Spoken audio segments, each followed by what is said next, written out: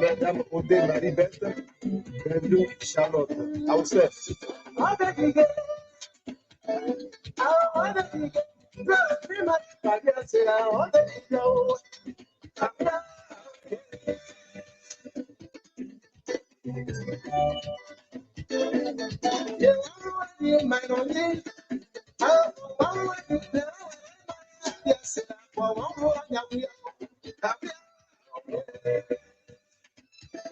Yes, Chris Olausa.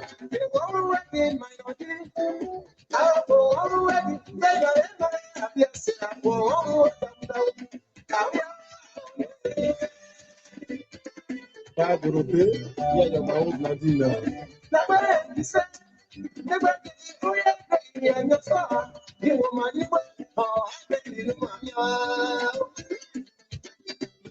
Oh, wow.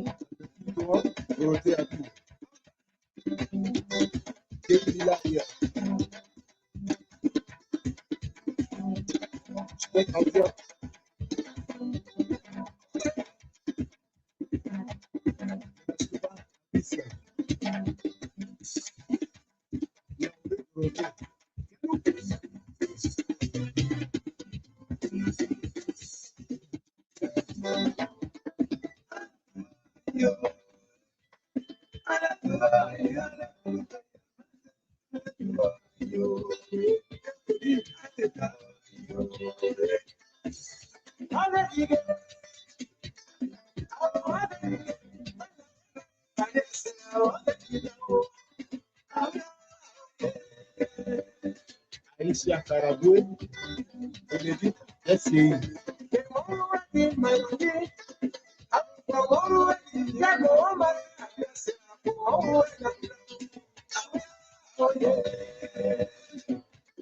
Je sais votre boutique, je viens pour Good evening, folks.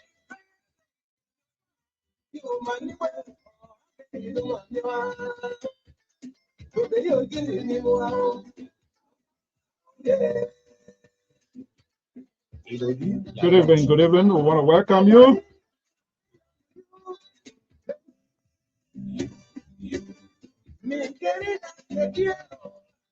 Good evening, good evening. So we want to welcome our viewers and listeners across the globe. Thank you so much for joining us here. I'm Alfonso Zay and Sort of the Liberia Public Radio and LPR-TV. We want to welcome all our viewers.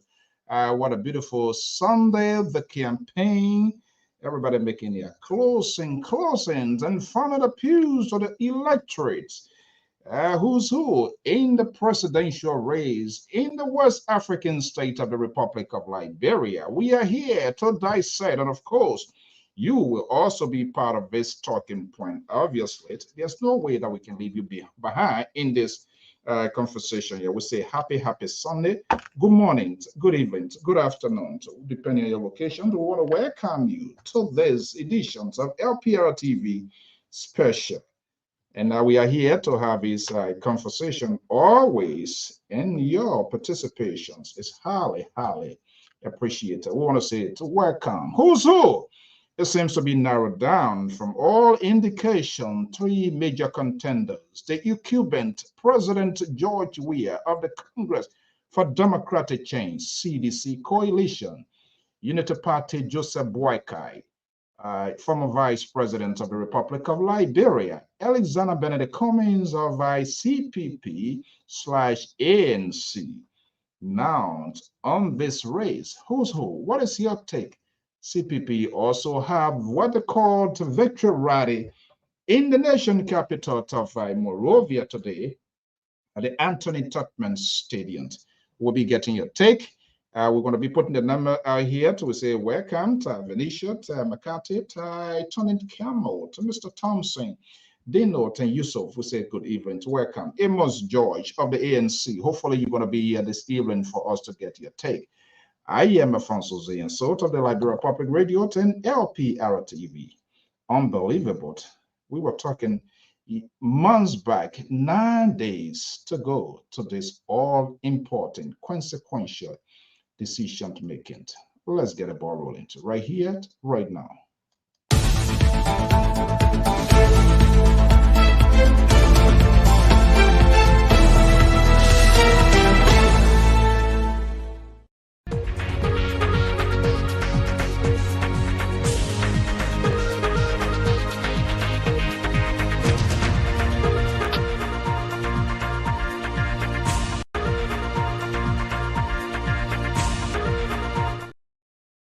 Good evening, good afternoon, good morning, depending on your locations. I am Alfonso Zayan Sort of the Liberia Public Radio and LPR-TV. We want to welcome our viewers and listeners across the globe. The race is on. Who's who in this consequential presidential and legislative elections in the West African state of the Republic of Liberia. This is the Powerball step. This building has been heavily contested. Former Vice President Ambassador Joseph Newman Boakai apparently putting a good fight, is becoming a contender. As we speak, the president is in Zuluweski, Grangeda County, speaking this hour. It is quite interesting. The battle is on. What? CPP of Alexander Benedict Cummings and that is a Liberty Party today also had their major rally, whereas Ambassador Joseph Newman Boycott, or in his own homeland, solidifying his political grade. How is this squaring out? So who's who? Who is, you think, in your own view, your opinion or analysis, is getting hold of this executive mansion? 9 days to go. Voters decide, Liberians will be making their decision. Hopefully Amos George of the ANC will be here as well, and the rest of the analysts. And of course, you, our viewers, listeners, will be here. In the meantime, so let's go to our sponsor and take this quick commercial commitment, and I will be right back.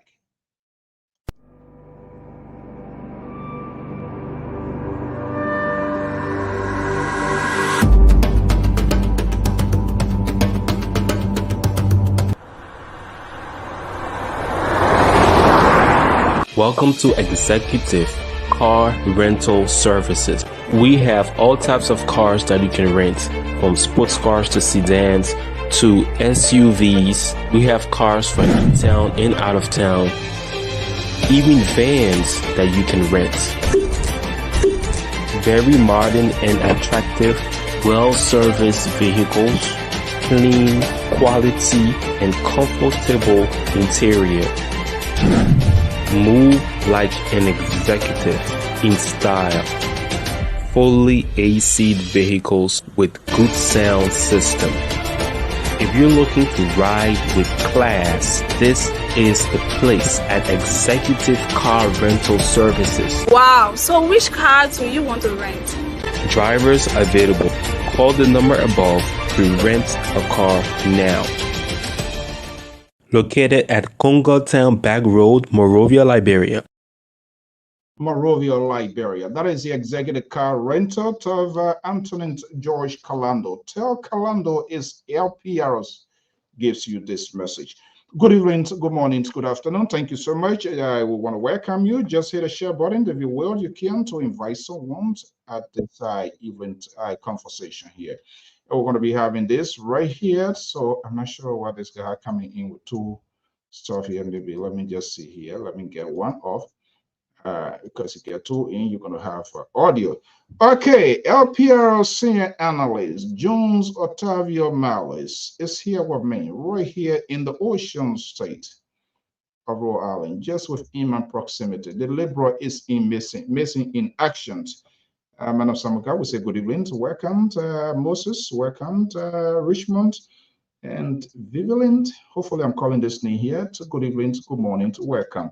Let's have this conversation here. It looks like everybody in their last and final push in this political marathon. Who will be in this building in the next 12 or 13 days when the National Election Commission shall announce the official result? The president is not giving out, fighting for his political career. As we speak, he's in Zulu Whiskey, Zuadu, Grand Jida County. That's one of his strongholds, making his argument to solidify. In order to maintain this, he needs to hold on to what he had in the past from history. Meanwhile, Ambassador Joseph Newman Boyka apparently is making a big headway in this process. I don't know how we got to this point here, but we're going to be having a conversation. Of course, you're going to be part. Let me bring in Male June. It's a senior analyst of the Liberia Public Radio. Still, most likely, he's independent, or I don't know his real political identity. But I was told, he texted me just before this program, he's about to decide. He's about to make up his mind. Everybody try to seek political accommodations. You got to start making friends with those guys. If you find out the wavelength is moving, you better start moving in there in order to get a piece of the pie. Marley Jones is here. Let's have this conversation, and hopefully the rest of the folks will join. John Malice, good evening and welcome. How are you, sir? Good. Good to have you here. Are you in Lofa County this evening, this morning, or where are you? Yes, I decided visiting Lofa County by way of dress code this evening. Is it what? I hope they're not going to link me with the broom guy. No, but he's not. Why would Because this is the broom guy costume. It's like he's doing it in a different color. Yeah. So you're trying to disown him or what? No. But I just want the broom guy to know that this is the original from Lofa County. So any other county that using it right now, they just borrowed this. They just borrowed the traditional costume idea. Do you have any? Is there any candidate in the race currently from Lofa that you know of? Yeah, I know Dr. Monuba in the race, but he too westernized. I have not seen him in a suit before, so it's like I don't know how far he's going. So I classify him as one of the spoiler. And who else from Lofa that is in the race? Is the besides Joseph Boakai, but they have some smaller pocket of representative in the race. Yes, I don't have their name on top of my finger. Okay. Okay, thank you so much. Thank you so much. Just trying to get a pick. Okay, we began to start our own process of elimination into this, and there's no specific statistic as a own views, opinion, as I watch the wavelength people will talk to. But this is quite interesting. I spoke with a couple of people today from Bond County. Our guy, two of our guys there, and other folks spoke with people from Talofa County, specifically Vanyama, I managed to get a call through in my own county to Grand County, where we speak at this time. The president is making his case. This is quite interesting. And Mount Gibby County, which is a greater interjet of this place as well. We still have not heard it yet. But this is where let's see this here. And I want to start off from you. Who's who in the 2023 presidential race in Liberia? Unity Party, Joseph Boakai. CDC Coalition's President, the incumbent President George Weah, NCPP Alexander Benedict. Cummings. If you look at it squarely, these are the three front runner. As we go along the way, probably we'll square it or narrow it down to two. But let me get your political take here, your views, your opinion, and of course, that's your opinions. You've been watching this whole entire process. 9 days to go. Can anyone make an educated guess, or can anyone figure out on top of their head where is this wave leading to right now? What's your take? Well, fair to mention, to interrupt you, sorry. Let's take a conversation with how you call it, CPP2 they launched today.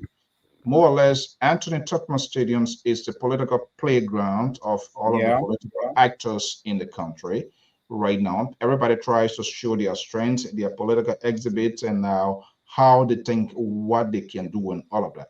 I know you saw the images, our own guy, they were all there, also there today.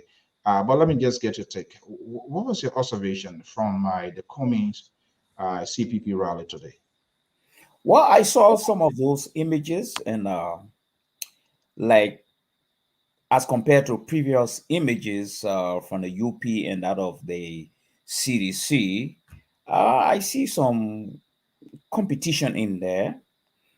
So, in the interest of fairness, our guys were there. Louis Massaquoi was there from LPR and Big FM. So let's get how it looks like today, and then we're gonna have a conversation.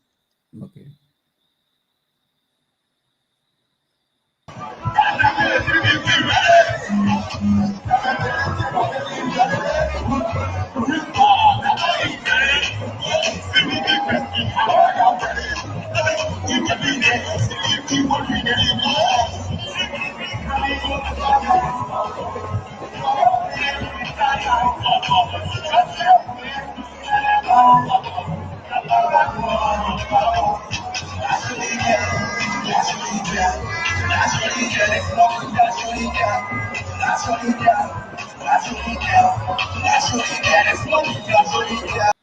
Okay, I get it. Oh yeah. So that was the process. They were still building their momentum. People were conversions at the Anthony Tubman Stadium, and so there's no specific selections. There are multiple videos. We did not no specific one, but we just grabbed one on the decks here. But you saw a people saw a here. What are you talking to? What is your thought? Well, my thought here is that intellectually, we may not have any specific yardstick to measure the strength of the turnout as we did to previous group, but it is by assumption, from the CDC and the Unity Party, from assumption, we assume that they were able to pull up the crowd, they were able to invite a whole lot of people. Whether other those people are registered member, card holding member, is yet another thing to be verified. But those two gathering, the CDC and that of the Unity Party, were quite impressive, very much impressive.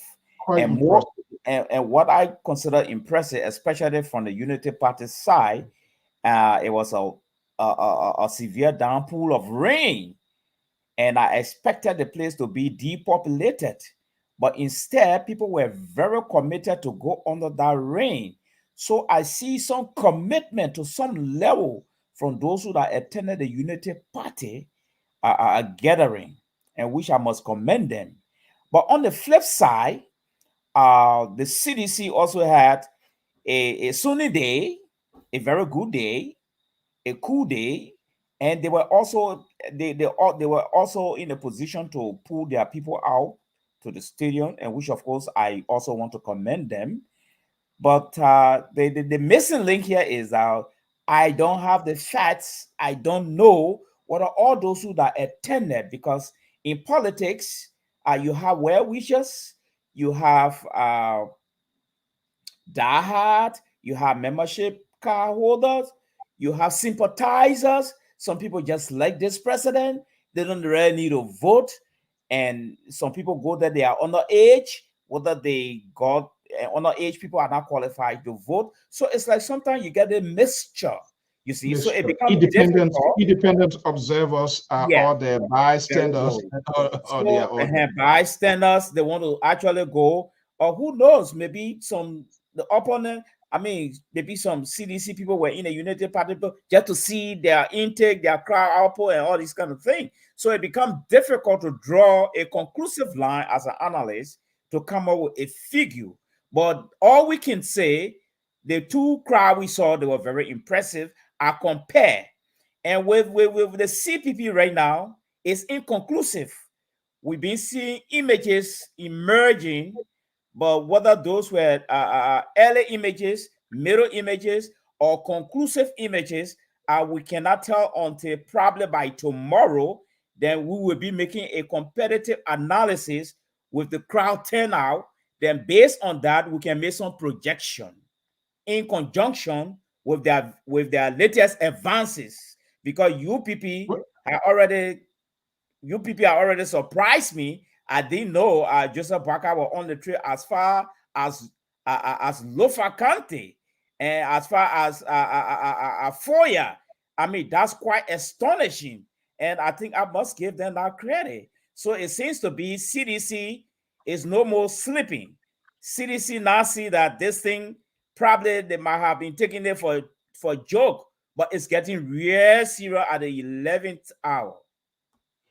So I did hear you talking about projections of winner. Is that what you're talking about, or what are you going to be Oh, projecting? yes, for the starter of our election analysis in a third world country, all we can do to make some projection.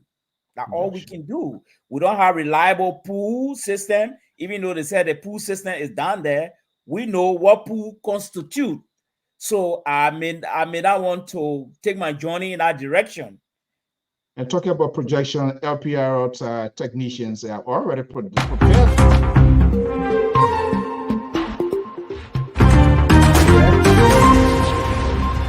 So we're going to be getting to all of that here. You're going to be very interesting as we are making preparation for this broadcast here. But on a serious note here, who is getting nervous at this point in time? By this time, 9 days to go, we've been seeing a lot of images, the movement, the activities is huge. There must be some sort of guess game here. Where is this nervousness, and who is on edge at this time? But moderator, I don't know whether you noticed something about the campaign trend. I noticed the campaign is taking place from Monrovia and going up into the inland instead of starting from the inland back. Yeah, but and I noticed every one of them are just heading in that direction. Well, yeah, that's a very, and I've been thinking about that, because usually it's the conclusiveness of a major political rally is the stronghold where the numbers are. But it looks like people were relaxed, and later on something kicked in and they decided to accelerate in their campaign. The president, as we speak right now, the president this hour is in 12 midnight. The place is electrified. He's speaking in Grand Gita County. That has not been the traditions of the president to campaign. But I believe the opposition has managed to chip inside, and he's been saying the images coming from Zouadou, so he's not sleeping. How they got to this point? Why everybody now? I'm quite sure Ambassador Boyka going to be concluding his activities, that we have been told, in Lofa Issa, and we saw the images coming from there from Bond County. It is quite impressive. I try to figure out how he got to this point. To be honest, there came a time Unity Party was really in this array. Their strategy wasn't working. A lot of things were going on. Too much were going on at the same time, but they managed to recalibrate, and there seems to be a momentum. And this is what you want as a party, as an organization, as an institution going into a major race. At the end, in the end times of the race, momentum is key, because this is where other people can be persuaded based on what is happening at this time. Who is feeling good about themselves? Yes, you just made one salient point. Why are they going? Because it's like I see they all started from Monrovia, and they all branched into the neighboring counties surrounding Monserrado County. That is Bassa, Cape Mau, Mike Gibby. These are the surrounding counties, So I noticed they all started from these areas and they're now moving inland.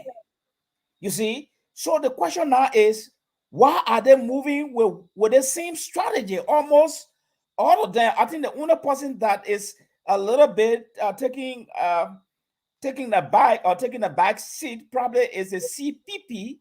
But again, we cannot read into that too much, because the CPP just had its rally today, and they all had their rally, went back to the capital city, danced around there, and hit Bassa, hit Cape Mau, hit Montserrat, hit Cape Mau, hit Mike Gibby. Then they just started moving inland. You see? So this is what's surprising me. I see United Party with a strategy. I see CDC already heading this strategy. So I don't know whether there's some collaboration somewhere, or I really don't know. I can't read into this a lot, but I think it's a very good strategy. But here is one salient aspect again. There are possibility when Joe leave Grand Jury, United Party get in and occupy the space and dilute the information there. Why he hitting probably Riverside or Grand Cru, United Party move there. And what I want to believe for the nature, for the type of voters we have in Liberia right now, you who make your case last, they tend to remember you. So a United Party will hold back as Joe leave from one spot to another to get there and dilute it, because it will be too much for CDC to come back again and rehearse with those people before going back to Monrovia. You see? So I'm sure Monrovia will be the final showdown again for the second time. There seems to be a lot of surprises in terms of other people thought it was CO, or they didn't see other people bouncing back here.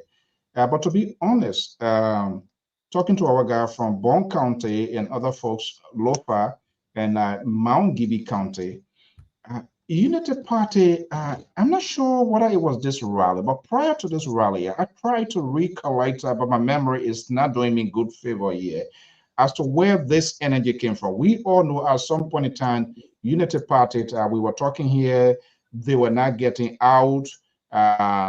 They felt people are going to do the work, and you who looking for the job, more or less the voters would like to interact with you. Yes. I think that's brought zero sort of spiciness into this whole political process here. But I think CDC, and I talked to folks, a lot of friends there, there's some sort of nervousness because of Ambassador Boykai at this point in time. And this is where it becomes very dicey and dangerous, because when such a momentum, they show out what I saw today, quite a long time. That reminds me of the days when Kekura Boto was chair of the NDPL, where you saw those old people, traditional people in the, you saw those attire today. Yeah. Completely without shirts, and welcoming, I would say their son, Ambassador Boykai is their son, so no big deal of that. But everywhere he went from Bon County, other places, the reception was extraordinary. It almost commensurate with that of Ambassador Weird then 2017. That's how we saw the wavelength begin to transition. And that plays into the minds of people who are undecided, or even people who are decided. Certain actions get them to cross over. And I think CDC is kind of a little bit aware. And I listened to Thomas Fowler tape. I'm going to play access to that. What happens in FOIA? This is what you don't want to do. In politics, you don't want to have drama in your own backyard, because people, no matter what it is, people will tend to blame you. You are responsible for it. And that's the sort of tone where he was discussing, you're talking about that is, okay, do you think Unity Party now on the verge of making the president jobless, considering what we're saying right now, or is too soon to come to that conclusion? And the thing about a second party, are they so complacent? And you are frown on that here. Are they having conversation with other political parties to augment their political strength in terms of consolidation? Because nobody going to seal it up. All of these people who telling that people one round, that's just been disingenuous and they're lying to them. That's not going to happen. What is key now, what is happening behind the scene that you don't know, the camera has not been able to capture? Who is talking to who? You still have your tier one then still there. We can't throw them out. You still have Money Mac and all of those folks here. Who are talking with those guys? Yeah, but I think this is one of the serious political mistake the Unity Party continue to make. They started this political error in 2017. And if they repeat it, it's going to cause them serious political harm. What I see now, the incumbent is not taking the thing lightly from what I'm seeing right now. And if the Unity Party rather want to change the dynamic of the politics right now, the Unity Party would need to open up to other political party so that they can build a coalition. I agree with Cesar and other people that said every party has their own political philosophy. That's true. I agree. They all have their political party. They have their mission, vision, and value system. I agree 100% with my colleague. But equally so, at some point in time, you got to back down, forward. So I think Unity Party need to just extend an invitation to these people so that they can build this coalition. I think that could change the dynamic of politics on the ground. If the state decide to go solo, and I don't know on what basis, sometimes you can go solo based on the weaknesses of your You see, now, not to interrupt you, is the Unity Party or Ambassador Boyka, the folks, the conversation is about to get more interesting. The guy who party launched today, right? Mm-hmm. You know the guy on this network who I know. You want to call his name? Emma George? Analyst Emma George? You let flower Ben. I just try to push you around, you now call his name. All right. Then I may ask you to do that. Let me just bring in Amos George of the Alternative National Congress, ANC, a supporter of ANC, is here this evening. Amos George, happy Sunday. Good. Same to you. I'm Malik. How about you, sir? You heard what Malik was talking about you? No, but moderator, you I was not monitoring the show. You want to gossip about the analysts or what about their rally today? I don't know what other direction we're coming from, but thank God we didn't go in details. Are you trying to make peace, smoke peace pie with Amos Joy after you finished talking all the hula bala about his party? Okay, Amos Joy, good evening, welcome. Let's have a conversation here. You support, your political support had never been hidden on this network from time to time. Everywhere you went, you defended this guy yet. Let's get your take and let us hear from the inside war, the bellway of the CPP ANC. You saw the images from Morovia today and all of that. What are they hearing? How are they feeling about themselves? No, I can't tell you inside war, but I can tell you the rally was successful. But to be honest, the Unity Party and CDC have more, they have more crowd than what we put out today. So there's no argument about that. But it was a successful rally. Are you trying to still add a little milk and some No, yogurt? but it was a successful rally. The image you played there was the beginning when people were Yes. coming in. But you have to play the images when Mr. Comey, they arrived at the program. So those images was, I saw that image, it was the other stage. Yeah, yeah. I mean, I made it clear there's no specific. So order. I can't say, oh, Do you no, think? but So what is still? If we were to bring Cummings in here today, and the other thing I like about him, because I listened to him on the sister network yesterday, SKTV, he's not a guy who always sort of like elevate his, what will happen. no, we are the underdog. We are the underdog. So yeah, all politicians always like to be, they always like to be called on a door here. yeah, because What is it too late? Is there any other thing that can happen to what do you think? What could be the strategy at this time? We were talking a couple of weeks, months ago. We were talking months, year. Yeah, we are now 9 days to go. But honestly, and like you say, you alluded to, the momentum of the United Party, to be honest, I tried to figure out how this came about, what triggered it, what prompted it. But I know something happened, something did happen prior to the launching, and the launching helped to edify their political strength everywhere. I saw the images from Bone County, Lofa, and other places.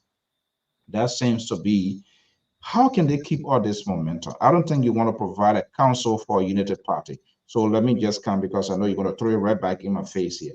What should your party, the party that you support, CPP or ANC, what should be their focus point at this time? it's to continue to engage the voters. As we have been always saying, the CPP continue to engage voter one-to-one. You have to continue because it is about the crowd attract people, but it's driving people to the poll. So that is the strategy. Yes, these two political parties put a huge crowd. We did what we would do today, but you have to continue to approach to engage the voters. Because at the end of the day, only those who will go to cast the vote will come. So we see in some countries, some who are political junkies, we know what some of the crowd pull, some of the party can do, and they end up losing. Sometimes it is something. So, wanting to give to them, go ahead.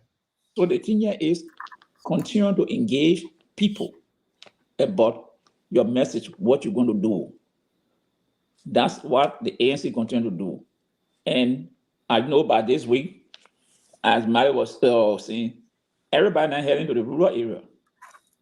It's a funny thing. I told people so any campaign in the city, but now everybody moving to the rural. And that's why I was saying Mali the other day. I said Mali. What do you think probably triggered this whole scenario here before I go to Mali Jones? Why you think they decided to go in that direction? What triggered this whole thing? Mr. So, this is a cat and mouse game. People want to be the last to go up. This is what I look at. The person not gone. The United Party people are following. I can tell you, this week, you will see the CPP following. So it's like somebody want to be the last. So this is why not happening. Because as the person move, he left Lofa on our block, going to Lofa. Maybe the next time will be Nima Wahi in Grand, they're chasing him. So, and the CPP will take that scene, I'm telling you, they will take that scene around again. So this is, I don't know, that, and that's why I tell Mary the last time, I said, Mary, these people will now reveal the strategy to you how they're going to run this campaign. Now you see what's happening now. Everything was somewhere around Monrovia and its environment, counties. But now everybody now heading northeast. See that? Now this is a lot in the game of politics. Mali Jones, let me just bring you into this fries here. Will you be surprised? Even though these people have put out a big political jamboree in Monrovia. Monrovia, remember, Moserado, for so to speak, has a good chunk of votes. If you get 60 to 70% as an institution in Moserado, the probability of going in this house to be on the 4th or 8th floor is more likely. Is there any probability any of these people, because that's where the resources is so key in this sort of thing here, do you see anybody in your last minute of time put big political jamboree in Monserrate, for example? Do you think so? After going all, yes. do you see that one of these parties, it could be the CDC, it could be the ANC, it could be the United Party, to say, hey, there is a need for us to do our last wake-up call to tell voters we are still alive. They should remember all as they drive to the polls. One of these parties, I wouldn't be surprised to put us some sort of event. It might not be as huge as it is, but they will want to keep their knee in the cycle. Is that possible? Yes, it's very possible. But I think what is happening now is someone had discovered somebody's secret. In 2017, the CDC, if I can remember vividly, the CDC began, they turned the Southeastern into their playground, all right, and ended it in the Northwest and West and moved north of Liberia. Now they have flipped the strategy. Now they started now, instead of starting with the southeastern county, now they're starting with the northwestern counties, Monserrate. Then they're moving to the west, Bomi. Then they're now moving to the north.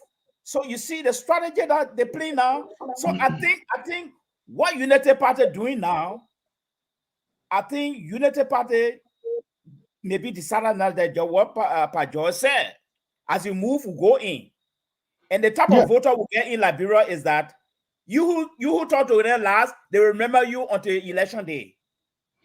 And yeah, and that's quite. I will ask Pajoy. United Party is the strategy. What I see now is to stress GOL, campaign wing. And what they are doing now, they are the vice presidential candidate. Cone, he was in Riverside, he's on the southeastern side now, and all of those places, the Grand Crew, which traditionally is a stronghold of the CDC. CDC cannot no longer say these places are a stronghold because the president, I'm surprised to see the president to be in Grand Gide at this time, which is like a Democrat candidate coming to campaign in Massachusetts, liberal state. That how it looks like now to me. Why is ANC not stressing out its political wing? You're seeing Jeremiah Kung when he's on the other side, Ambassador Boyka and the other folks on the other side moving this year. I'm saying this sort of is she still in the introductory process to be along with Alexander Cummings in these major rallies? Why are they not dispatching her to other places, battleground, to just sell herself out? You see, Mr. So this is why I told Mali. Is this week everybody starts spraying up. So I told you this campaign got their own strategy. I know it's just 1 week. ANC, not to interrupt you, ANC should be a party, one of the parties that have all of the resources to do what they're supposed to do. So what is the hold up? No, it's not. What's the hold up? You mentioned the vice. This week it went to dispatch the vice president to the southeast. They just had a final rally. And I'm telling you, you're going to see the south, it will be flooded up. Cummings will be going somewhere else, and VIP will be going somewhere. And it's the same strategy everybody going to use. This, for me, I said that all the parties should have been engaged in the area before, but it's just 1 week, 2 weeks now, people are rushing off to the southeast. All along, Mali will be here. Nobody have been going in that area. They hired everybody went out Nima County and came right back. Basso came right back. Yeah, but now everybody now, yeah, everybody now moving in that area because the strategy now is to take some vote from George Weah. As you stated, he think we are going to be talking about Grand Gide, but he has seen before opposition visiting there and seen the crowd. Maybe you remember when someone was saying, Grand Crew, you saw the crowd that were there. So it's now becoming a problem for them. His own backyard, his home where he's supposed to relax, you see now he's rushing. And I think today Jeremiah Kong, I saw him, I think he was in Grand Crew speaking to the people Yeah. there. Mhm. Yeah, you're in Grand Crew today. So the ruling party is also worried now, Mr. So, because you have United Party will be moving in, you have the CPP will be moving in. He cannot say, or they cannot say, hey, we'll sweep this county because there's a problem. It comes to road, school, hospital, education, all these areas, they have not benefited anything from the past 6 years that they can boast of. So it is a challenge for the ruling government to say, hey, give me 6 more years, but the opposition are gonna ask the question, what have you benefited from the government as people that they asking for 6 years? So this is why now it is a tough time for CDC, especially for CDC, because I always say they have a record now to defend. So when you see the president in Grand Gideon, I know maybe the next will be maybe Maryland or Grand Crew or Sano, and the opposition are chasing him with message. What is it? Yeah, and we're going to come back to this whole stuff yet. Malik Jones. Before then, the president, there was a lot of unknowns, but now we know a lot in terms of his governance and some of the decision policies and all of the things that are happening, whether they were proven right or not. But they have an explanation now to do. We saw the president go into Lo-Fi, went by rule. We saw the outcome there. I don't know, the advisor came in later on and something was restructured, going with helicopter to the southeastern side. Is that a good political strategy to go appeal to voters? Because this is where I see people who advise these people, they are not honest because you make it very difficult. I'm not talking about these people who just look at it on the face value, but you're going to be talking to people, and those people are going to have a second or third party to talk to them. Wait a minute. I'm here. When my mom, my aunt is sick, I cannot easily get to Tapeta. I cannot easily go to a nearby city. But helicopter is coming down to land in the city. Will be cheering up when our helicopter departs and my mother falls sick. I have to go. Motorbike cannot get that through. How would the president navigate that? How can they explain? What could be the explanation? Why it is true? Fair to mention why it is true. The issue of rules from time to time with past president has been the challenge. But what did you do to remedy that?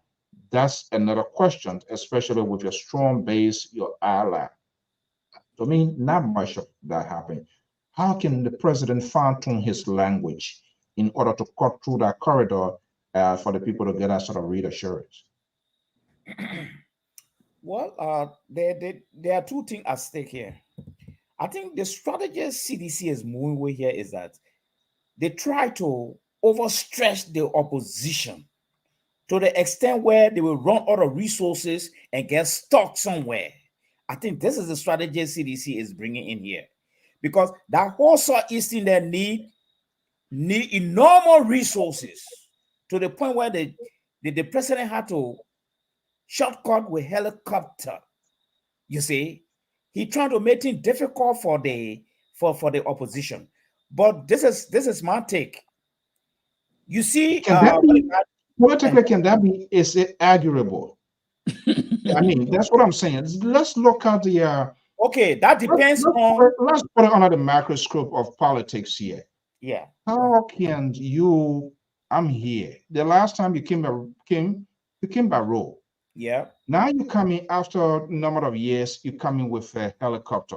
Yeah. A free thinker out there like myself or some sort of a crazy person to where boss. But wait a minute. Why is he coming with a helicopter? How many of us can afford getting to Tapeta to hospitals? I don't have a helicopter. How many of us can leave from Toll Town or my own town BI to go to Zwedru or come to Tapeta much closer? That's what I'm asking. The last time he has stayed. He was walking, moving all around. But what can he say? Okay, that would depends on that will depend on the flip side of the opposition strategy. If the opposition smart enough, the analysis you just made, they could build on it. Because if I have my mother who's supposed to be taken to a clinic, and I don't even have that means, the president identified with us some time ago by going through the problem, the rough road, and getting to us, try to identify with us, identify with the nation problem, try to tell us that indeed this is the problem. But I decided to identify myself with it by passing through the mud, erasing it. No, okay, but the issue of the helicopter, the issue of the helicopter, to me, it's going to create some lukewarm feeling between he and most of his supporters. To be frank with you, if only the opposition can flip their strategy and say, look, this is the man you want to serve. He's using your money to tell. Let's divide the opposition into column, and I'm going to bring in Amos George on this one here. I heard in the initial, and I said it here before, and the liberal was going off like a wild geese. Can Joseph Boyka even make the argument of rules as well? That was something in one of the interviews I heard him saying rules. Can he adequately defend the rules policy on Helen Johnson? He was part of the system. He was decision maker. He was within the proximity of the president. He was involved in major decision making. Why they brought in that? Can they do that? I think the only person, and that's my own view, my only person who can argue on all of this and put the two in that basket of deplorable is the CPP. But are they doing that too? I'm not sure. Cummings is a soft guy. He doesn't want to go on the attack. I've been saying Charlene is the one to try being attacking. Today, her speech, she went at Unity Party, tying Joseph Boyka with that of all that is happening today and how the CDC government came to edify, making it more worse than what we are. And I said that on this network before. That's why the opposition, you need to find a place, a rightful place to solidify your grip so that electors will see you as a stronger candidate. So their fight they were taking to CDC, it was being done wrongly. That was not a good strategy. You needed to find a rightful place within the entire opposition bloc so that the electorate will see you, this guy can fight for us. That did not happen. Cummings is a guy who always tries to play nice, and too much of playing nice in politics lead you into a pit. Now Charlene is the sort of a tag dog, but I'm not sure whether enough time is on hand to get this going. So Amos George, Unity Party go there with this whole role, say, oh, they messed the role. Can he, Ambassador Boyka, is he the good interpreter to say CDC don't do anything, CDC government did not do anything with the rules? No, and so that's what I always say. Because Honorable Boyka, I never claim the success and failure they did during the 12 years. He had always shied away from it. So how can he make the case? Because I will come back to him. Sir, you were there for 12 years. What happened? Why these rules were not done? Yeah, you did some. But the major corridor was left alone. What happened? So how can you come back in to tell us that you want to do it when you are not even claiming to say, hey, yeah, things were tough, but we did some things. No, you have not done that. So how can you make the case? And that's what I always say. How can Honorable Boyka make the case against corruption against George Weah? He can't make it. He can't make that case. Because they will say, hey, look what your government did. And that's why the CDC government always come after him. That you're messing up. You're here for 12 years. So it's difficult. It's a very tricky rope to walk on for Ambassador or the team. It's a little bit, you got to be very careful how you come to say that you did this 12 years and these 6 years, they have not done nothing. So it's difficult to make that case. As you said, CPP or any other party can make that case against the both parties because we are seeing. But maybe his argument would be, well, I'm not there now. They're saying, yes, and this is why they always say, well, you told us we're going to do it, you're going to say, and that's our politicians always find way to kind of restructure their tone. You told us you're going to do it, so I'm no longer there. But at your point, they're not going to bring Yeah, in so Mali, whether they can. and this is a case that a little bit difficult for them to prosecute against CDC, because CDC all point to them, yo, you're 12 years. You have so much money. Why you didn't complete it, or why you didn't sign it? So why you want to come at me? I just been here 6 years. That CDC does that mean Tiawan Gonglo, Councillor Tiawan Gonglo, was right when he was telling the vice president, and other people saw that was something for whatever reason? I think somebody was defending that. Was he right then when he was telling the vice president? Because the vice president was by the side of the president, making some of these decisions are being made, but he's yet to explain to that. Was Gonglo then right in his argument against the vice president? Yes, Mr. So I have said it over and over. Did the Unity Party did some good? Yes. But the vice president, he had failed to incorporate that thing to appeal to the voters. He ran away from it. That, oh, I was just there. I couldn't overshadow the president. No. You are not forced to stay there for 12 years when you knew that thing was not going right. In fact, the vice president is on tip for this. That 75 to 80% of the advice he gave to Ellen took it. Now, if you say that, how can you say that you are not involved in many of the decisions? 75 to 80%, if you give someone out of 100, how can I say that I was not part of the process? So it's two ways. The message is coming from both sides. Oh, I did 1.0, I was not part of it. You can't have it both ways. Like today, okay. I always say, what Charlene did, and normally this is common in campaign. She is the attack door now.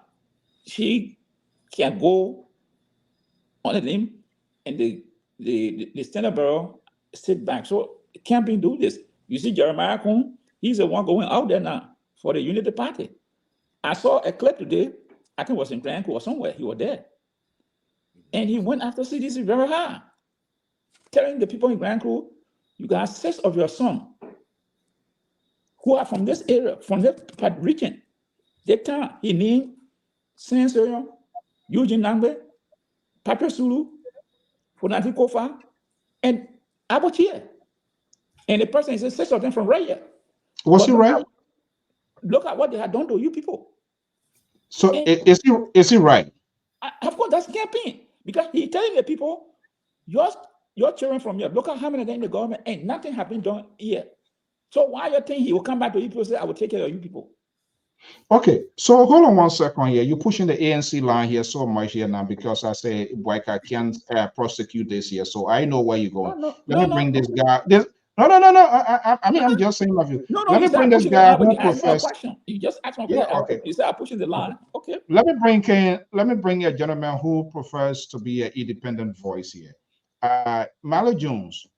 You heard what Pat George was saying. The CDC, the Unity Party going against CDC. It's kind of like a little bit slippery slope because they've been there before. They were policy makers. They were in the governance. They had the authority. And now the guy who is seeking for this job was the number 2 president. Obviously, the vice president is it's a principal deputy to the president. There's no way that president can do that. So this sort of notion, vice presidential, something is a ceremonial thing.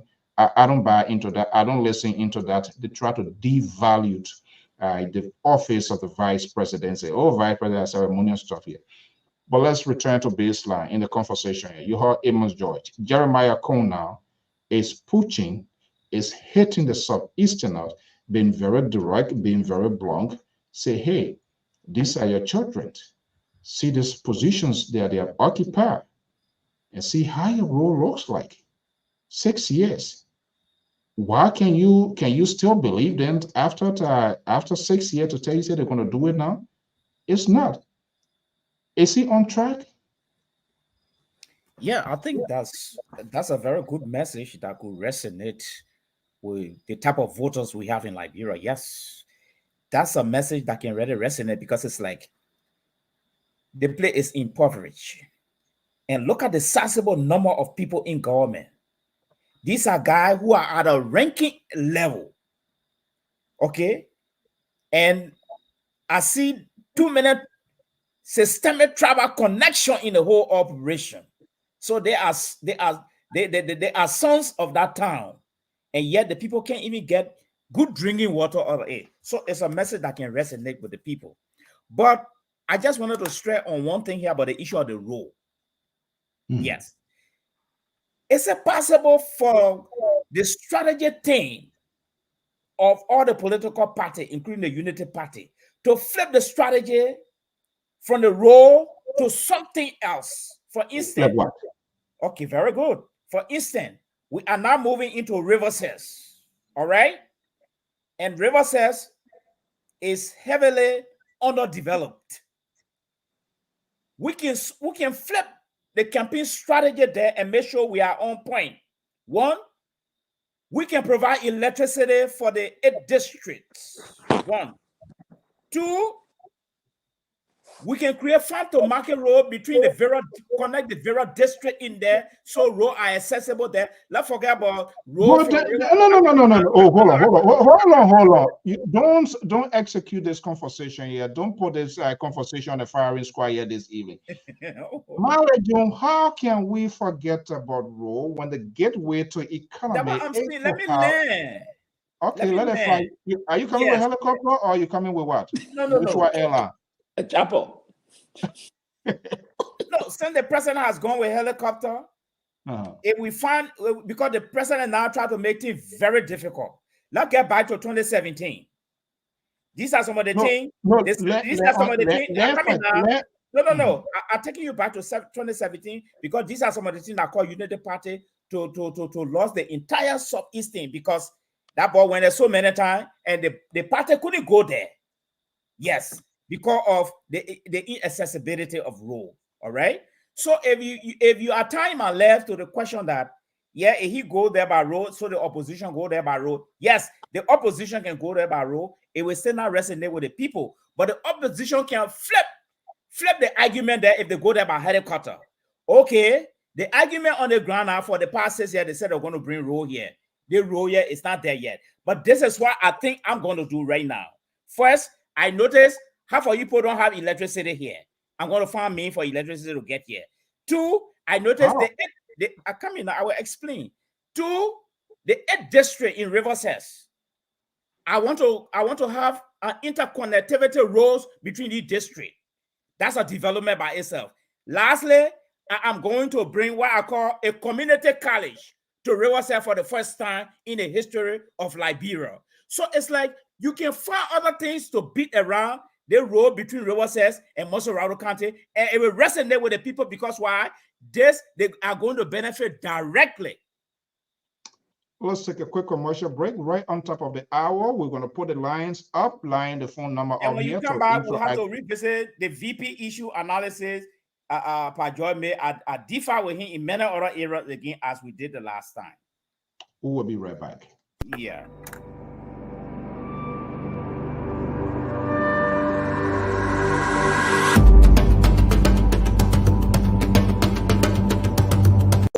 VIP Jewelry Store, located at the Kalando Plaza.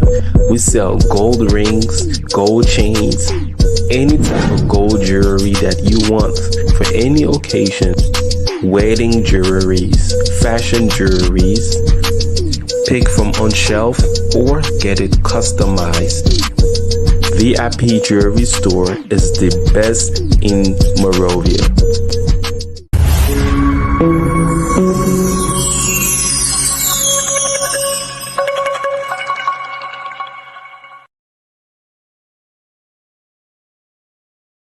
The jewelry stores of Kalando there in the West African state of the Republic of Liberia.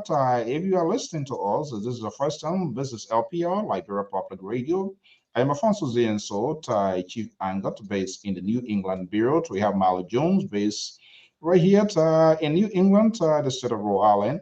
Amos George is a senior analyst of the Liberia Public Radio, based in Atlanta, Georgia, joining us here. We're going to be putting the number out very shortly to have interactions, but I don't want Mallet's argument to go to submerge, so he can say, oh, you caused me not to say this. But at the same time, folks, to our many follower, the number is they're going to be putting the number up. That number is on Cash App, is on Zelle. We are making preparation to bring you live images coverage during the presidential and legislative election.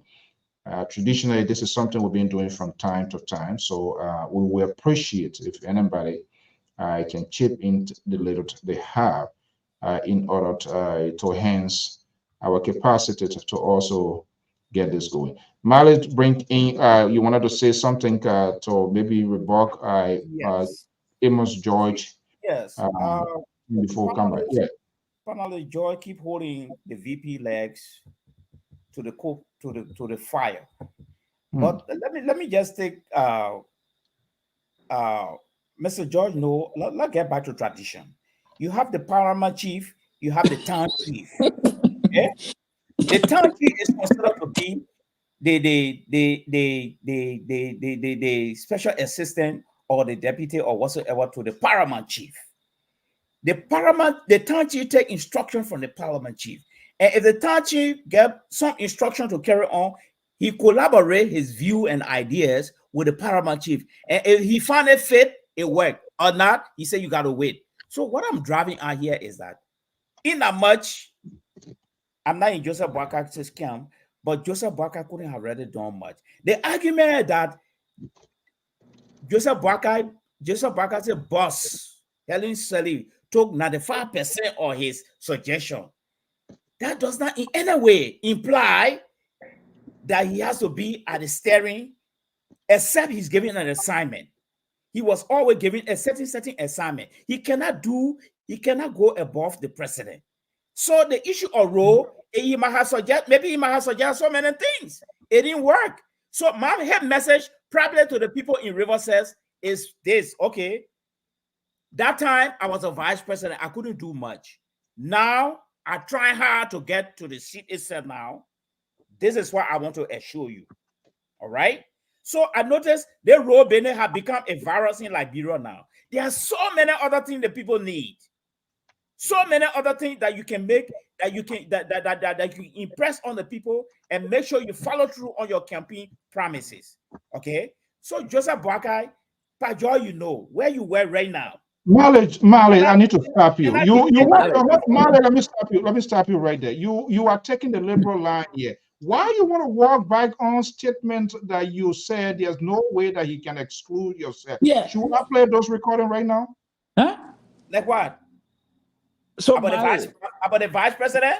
So Mali, are you saying that yes, the vice president don't share any blame of the 2 years or what the failure? Oh no, I didn't say that. I said you said no. We're not talking about blame. We're talking about doing the work. He was a president. No, he shared it. Of course, he shared the outcome of that presidency. What I'm saying, he couldn't have worked. He could not have worked more than the president. That's what I'm saying. I'm done. You say you answer my question. I'm done. Oh no, he take blame, of course. Okay. He take blame for the 12 years, of course. Let me ask a question here. Yeah. Look, and I don't want no inner salad dressing people. But I want you guys to be honest. It might be ridiculous why it is. At this time, who is forming a transitional team? Nowadays, this whole thing here, from all indications, it's wrapping up. It's just a matter to have it executed and pronounced.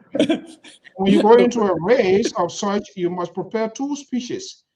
Who is preparing speech number 1, either transitions or begin to draw or escalator a position right now? Who is comfortable with likes trying to start vetting people at this time? Mr. So let me be very frank with you. If our energy people are not preparing no speech now, but there's something I want to say something controversial here. What happens if Unity Party and CPP go for the runner? That would be the beauty of the election. So this thing, Mr. So, I can tell anybody to be sitting down a monetary party and say it's in the basket. I'm not sure yet who can. Yeah, you can generate your supporters, you can tell them, but inside you, everybody is worried this particular election now, the way things going. people are those three parties are now worried because the way things going, The nobody question, can. yeah, the question you asked, Jenna, you know how it looks like? It's like when you default and your house is about to go foreclose and something, because then that's where the danger comes in. That's That's where the fear of folks from the Unity Party going to be in, because their tone, their surrogate, their supporter tone and language with this whole ANC and something here, it plays so well within the CDC, because CDC can manage to cut through the corridor. I'm not sure what is going on with the ANC and Unity Party. Even though they are the same oppositions, they have one major political ideologies that they share in common. They all believe that this president should be a one-term president, but the manner in which they are getting it something, I'm not sure who can cement that relationship in 9 days or 7 or 8 days from the first round. That would be the interesting part to see in this year. Mally Jones, you want to weigh in? Yes, I think, Mr. CEO, I think this question will be very interesting after the first round, because here is my take. If for any reason there this political miracle, as you just stated, for Unity Party and ANC to go for round two and drop CDC, CDC will not even accept it because they don't think they can even lose. But here is another argument. If for some reason, because I doubt it seriously, from all my analysis and from what I'm seeing on the ground, that CDC can net this thing 50 plus 1. I doubt it seriously. Okay? Even if it happened, trust me, there will be so many recount coming up, because it had to be a very convincing margin, I'm telling you. But I doubt it seriously that CDC can net this thing just 50 plus 1. I doubt it. But here's the flip side of the coin. If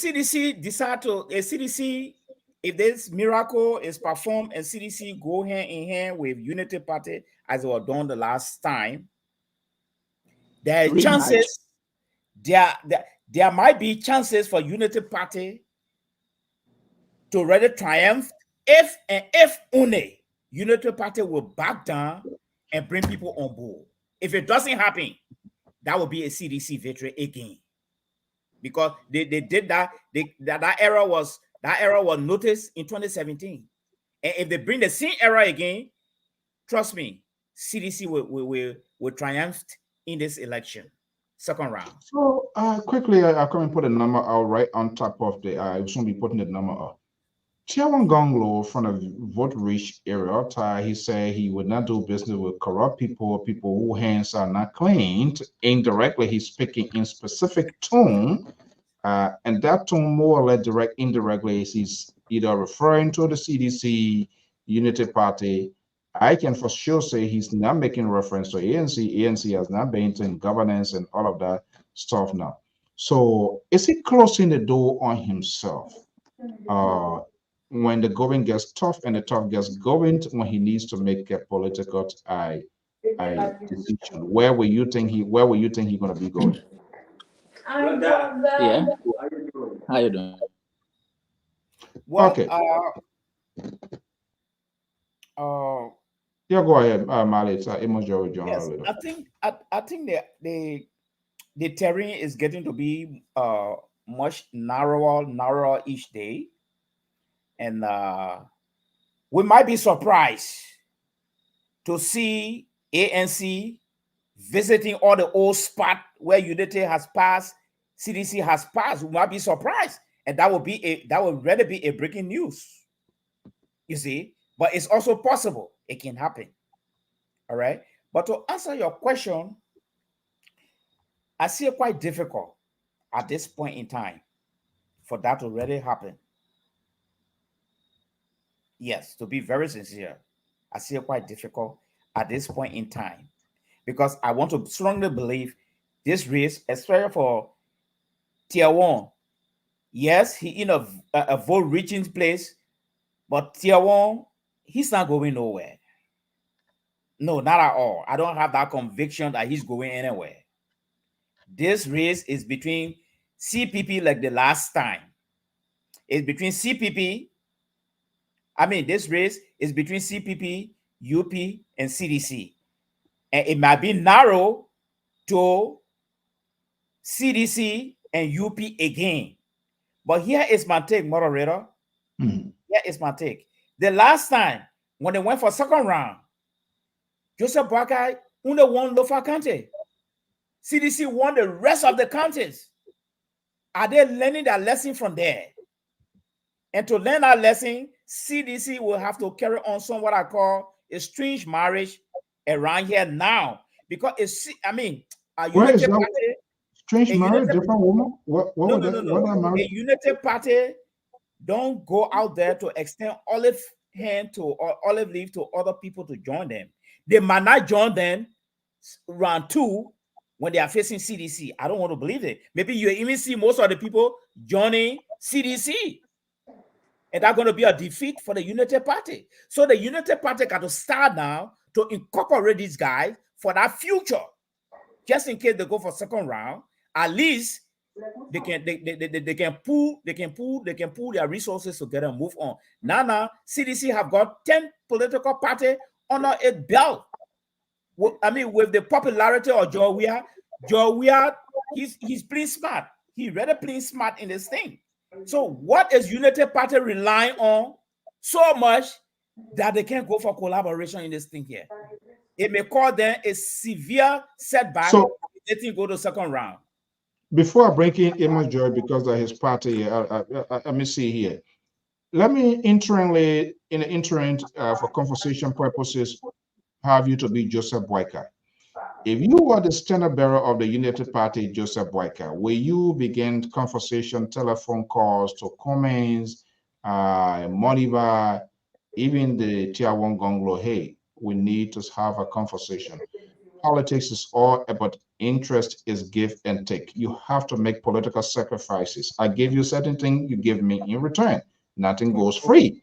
This is what our politicians are unable to do. They are not skillful to have negotiation, to make political sacrifice, even at their own risk, because there are folks behind them would crucify them politically.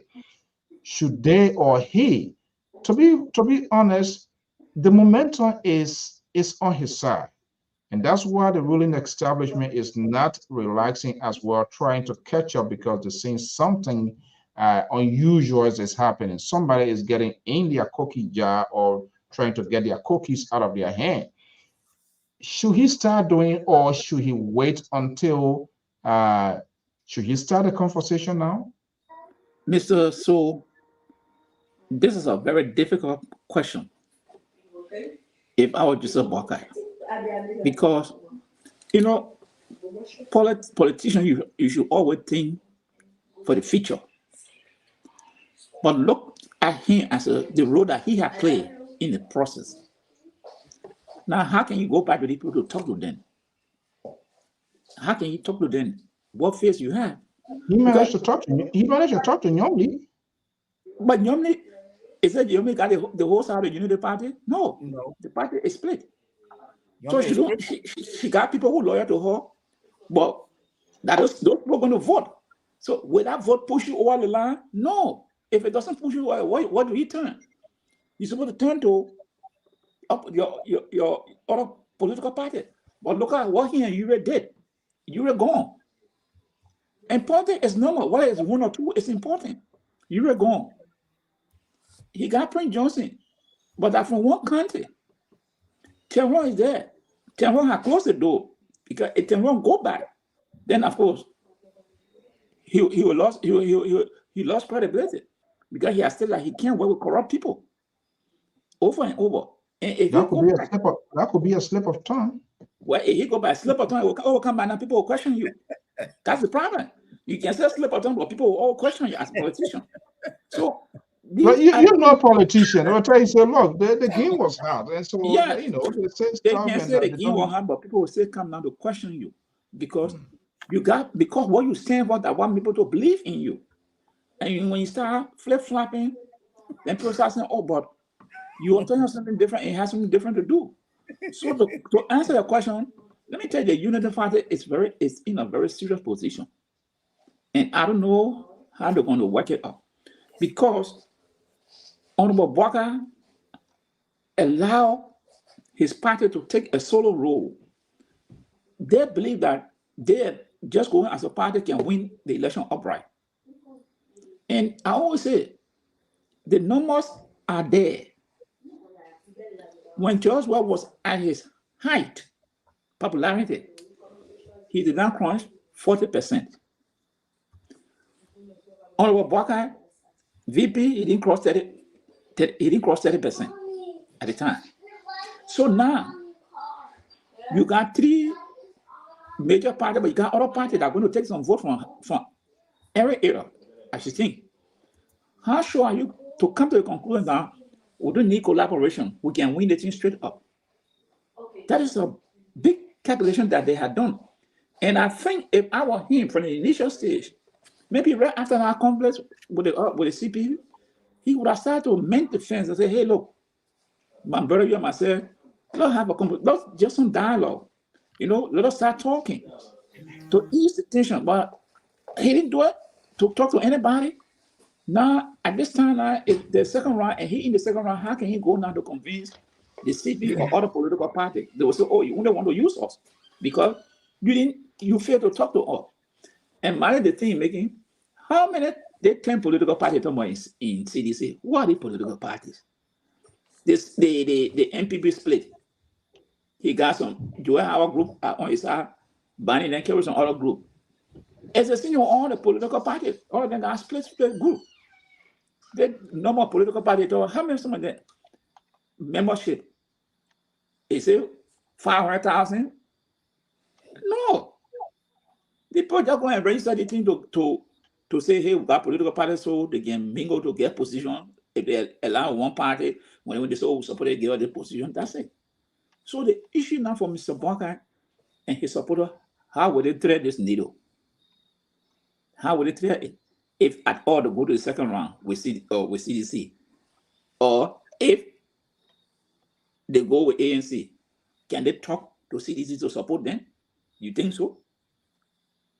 So they are put aside in the corner. They should have opened a line of communication with the political parties, continue to talk to them, hey, we know something went down the road, it wasn't right.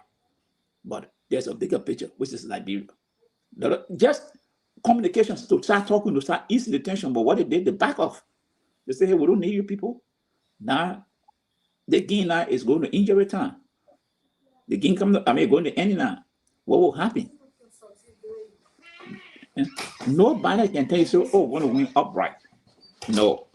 People are now fighting to take a spot. And only three groups, CDC, Unity Party, and the ANC.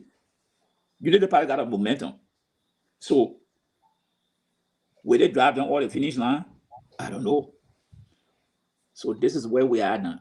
How can you try to talk to other people? And that's why your political leader must be very careful how you talk, because you want to leave room for tomorrow. Is that what Mr. Congress done? Yeah, he criticized people, but he had not done something that you can say, oh, he did it to destroy me, politically or personally. No, he had not done it to anybody. Criticism is fair, But when you plot against your friend, then of course you are taking it to the next level. How can you go back to the people to convince him? Can he go back to Uri and say, hey, Uri, sorry, what happened? Come back. You think that easy?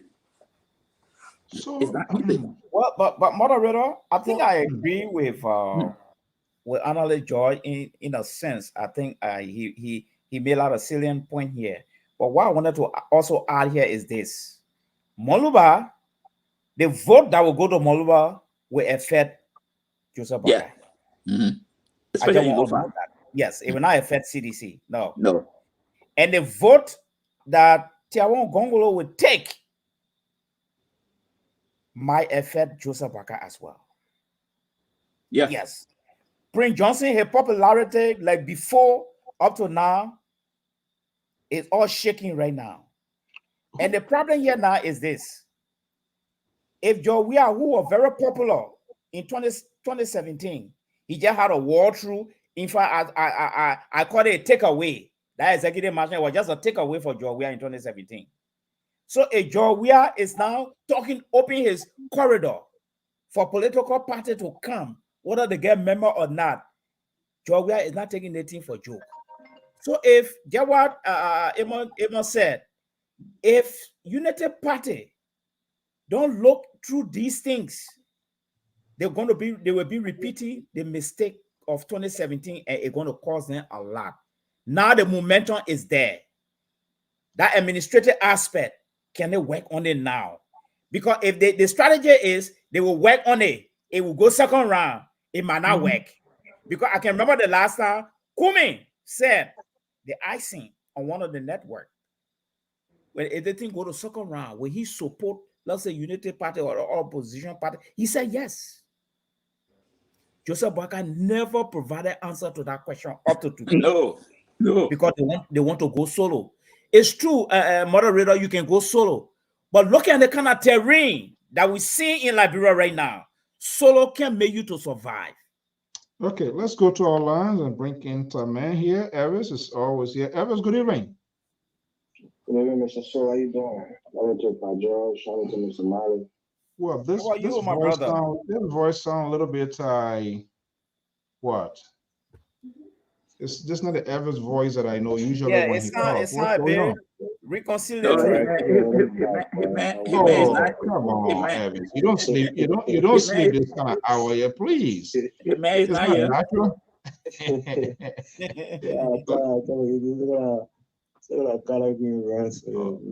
Okay, when a boss from say when a boss was many, that kind of being right. Okay, good evening. Welcome. So look, this thing is getting very serious. The president is in the southeastern. He's in Zulu whiskey tonight, pushing his plan, not leaving nothing untouched as well. I don't know why people say the president should be campaign. You got to work for it. I mean, you were there in order for them to give it back to you. You got to tell them the reason, not the first one. Even if the first one, still people campaign. But let's hear from you. 9 days, man. What's who playing this checker? Who playing this chess or checker game the right way? Right. I think Gonglo, the way he's campaigning the right way. And I think the president is also campaigning the right way. Like real politics, politics is about. So then who campaigning the wrong way? Well, those people who think they don't have to go certain places, they will send their emissaries or the surrogates to go represent them. Made that same mistake in 2017 when people asking when in Nima or someplace when they say, oh, but why Ellen didn't come with him to hold her house? She said, oh, the woman will come when she's ready. And people say, okay. And then they did it turn out to vote for Josh Williams. You need to want it. The people need to see that you want it. You better want it. But the point I wanted to make, I think Mr. So and the other panelists, this whole election is going to be about the second choice candidates. Who are people's second choice? Because this first round, you will see a lot of the first choice candidate being voted for, and inevitably it will lead to a second round. In this second round, you have Gonglo supporters who will likely now have to turn to their second choice. In this second round, you will have Kumi supporters who would likely have to turn to their second choice. For the Gonglo supporter, I would say maybe 60 or 55% of them will probably vote for boycott. And another, 30 or so or 40% will probably vote for President Weah. But here's where it's critical, especially in places like Monserrato, down in the southeast where Cummings would be more formidable. Who are Cummings's, Cummings voters, second choice candidate? Looking at the history, looking at the past affiliation, looking at the tension that's going on in the opposition, what do you think? Whether out of spite or whether out of, just history, what they lived through under the Unity Party, most of them who were previously Seditionists and went to the ANC will probably go to WIA. And that's where I think the tide will turn because Cummings will have a large constituent, probably a little more than Gonglo. And WIA will probably overwhelmingly take that support, especially in the Southeast. So I think Cummings will do well in the first round. But in the second round, those people who voted for Cummings will probably gravitate back to George Weah. Go ahead, Mr. So. So quickly, do you think more or less here, because this sort of device with the Cummings, the ANC, CPP, throwing jabs at one another, even at this point in time when their supporters or their talking heads on the various network should be playing the softball, be very appealing, to up to their numbers, that is not happening. Do you see the ruling establishment being a direct beneficiary when it goes to the second phase in terms of getting the support of CPP or Alexander Benedict Cummings in their column? Right. And that's the point I'm making, and that's where I see it going.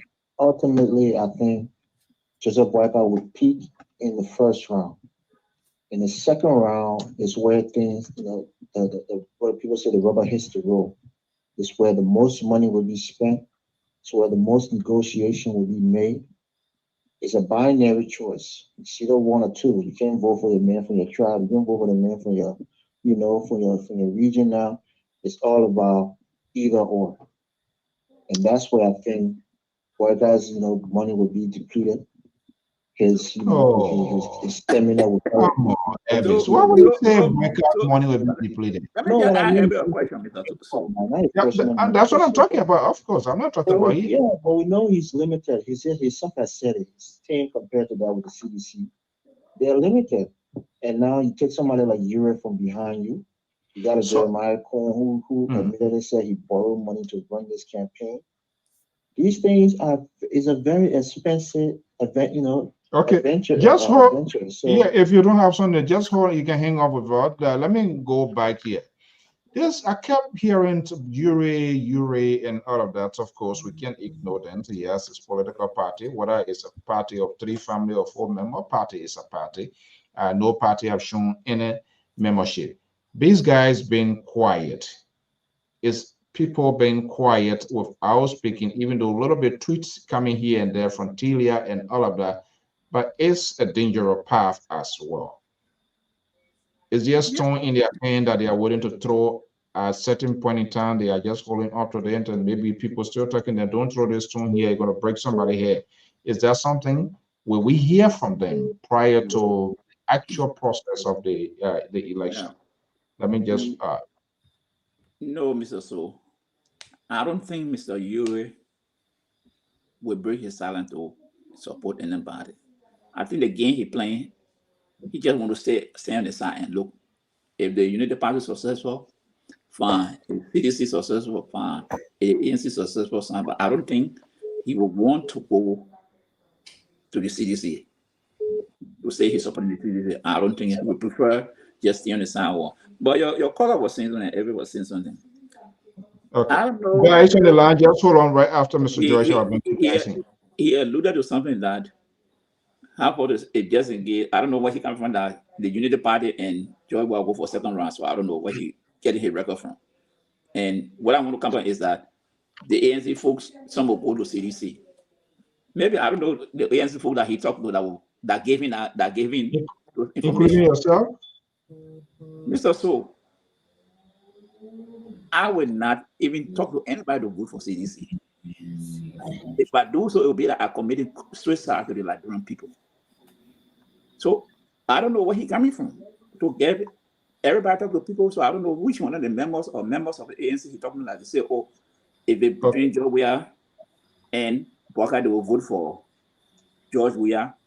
Maybe he speaks to people, so I don't know. But so okay, so quickly here, let me hold you there. Let's go to the line, and I'm going to be going back to Mr. Jones as well here. Let me bring in this number here, 727 number to 1604. Caller, good evening. What's your name and where you calling from? Good evening, sir. Yeah. Are you there? Yes, I'm here. Hello. Okay, yeah, good evening. What's your name and where you say you're calling from? Pennsylvania. Jeremy calling from Pennsylvania. Pennsylvanians, welcome. Well, let's hear you. You've been monitoring the program, correct? Yeah, all right. Okay, so where is the Tabata? Where are we falling short? So what's your contribution? Yeah, my contribution here is a few things there in terms of collaboration. Second round. We've listened to the political leaders, like you equally alluded. They ask comments after the question. Comments. I mean, that's not what I think. I mean, I really think I can win this thing. But if I don't win this thing, Georgia will just be out of it. I can't support him. I can't give my support to him. I prefer supporting the opposition. And Buckeye also have also come out that he's going to win it. I mean, definitely he's not going to lose it. But there's no option that he's going to support George Weah. So in case of anything, but you see where the divide come from is actually from the surrogates. There are some comments for him. Pennsylvania here, he said it. He said most of the bad blood is actually coming from our surrogate. They're doing more than us because he said he talked to Buckeye most of the time. He and Buckeye they are talking. So I mean those oppositions are talking. Moneyball was asked the same thing. He said he talks to Buckeye most of the time. Buckeye is his uncle in fact, so he got respect for Buckeye. But we sit there and say, oh, Buckeye is not talking to the people. That's what you think. They are talking. So I think when the time comes for second round, it's going to be a different thing. Look, those guys not going to support the current regime because even their supporters, most of them are in the country. This is reality. We see where the country is going. We see what the people going through. They're going to make those decisions. So quickly here, I'm not sure if yeah, quickly here to engage you and for all of us to eye up to this conversation. I would not support it's just insufficient.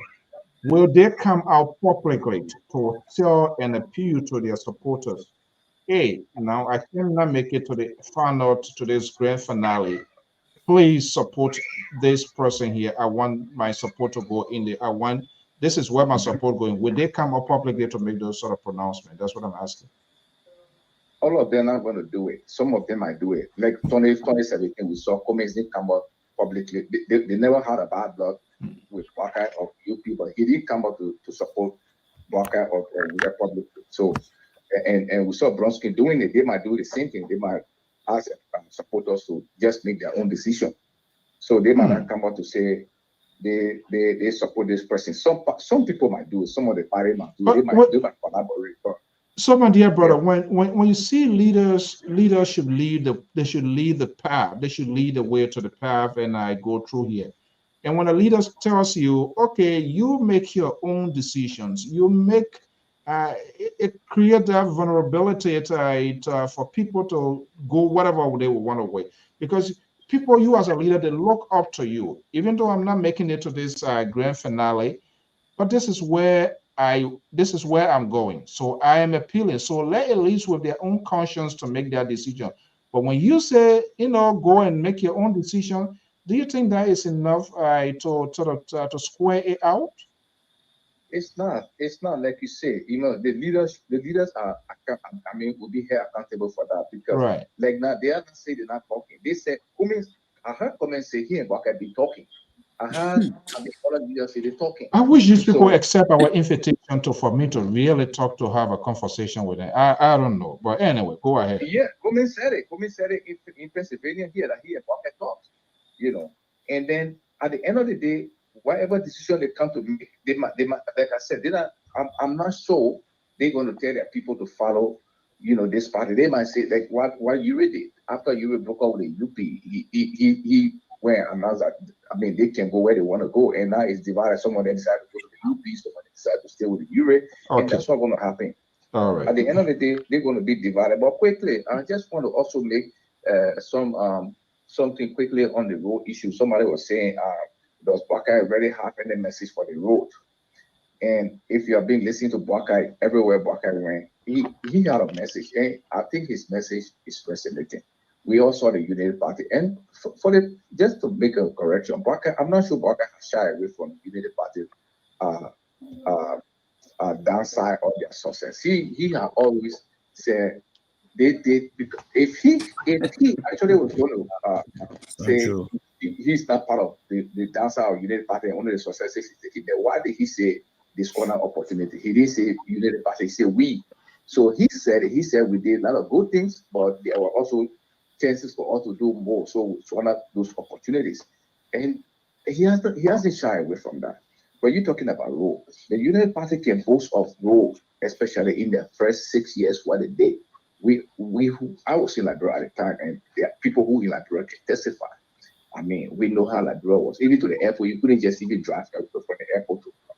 So those guys, when they took over the first year, they rebuilt that road from the airport to Monrovia, and all the roads, the roads in Monrovia, Central Street, Curie Street, West Street, all the streets had to be. You said the PF. You said airport. They did a road from Monrovia straight to Guinea border through Ghana. They did another one straight from Monrovia to Buchanan. They secured all the funding. They secured the funding for the road to Capeta and all these things. And they even started building the road from Maryland to Nima. They started that at the end. So he has a message. Okay, thank you. Yeah, Mr. Moderator, a point of correction. Yeah. Can you just note it down? Caller, you can stay there. Let me just go to Aaron. He's been on the line for a little while, and I'm going to come to you. Aaron, are you there? Aaron, are you there? Yeah, can you hear me? Yeah, you're in. Yeah, okay, go ahead quickly. Yeah, how you guys doing? Just wanted to make a comment on three things. The first one would be I'll talk about the helicopter issue that you guys brought up, and I would just like to say, in this day and age, everywhere in the world, presidents do that. It's not just unique to Josh Weah. Okay, Kelly did it in her second term when she was running. She used helicopter to go to those various counties and stuff like that. Then she carried the message that, I'm not bailing roads and X, Y, Z. So I don't want us to dwell on that. These are modern days.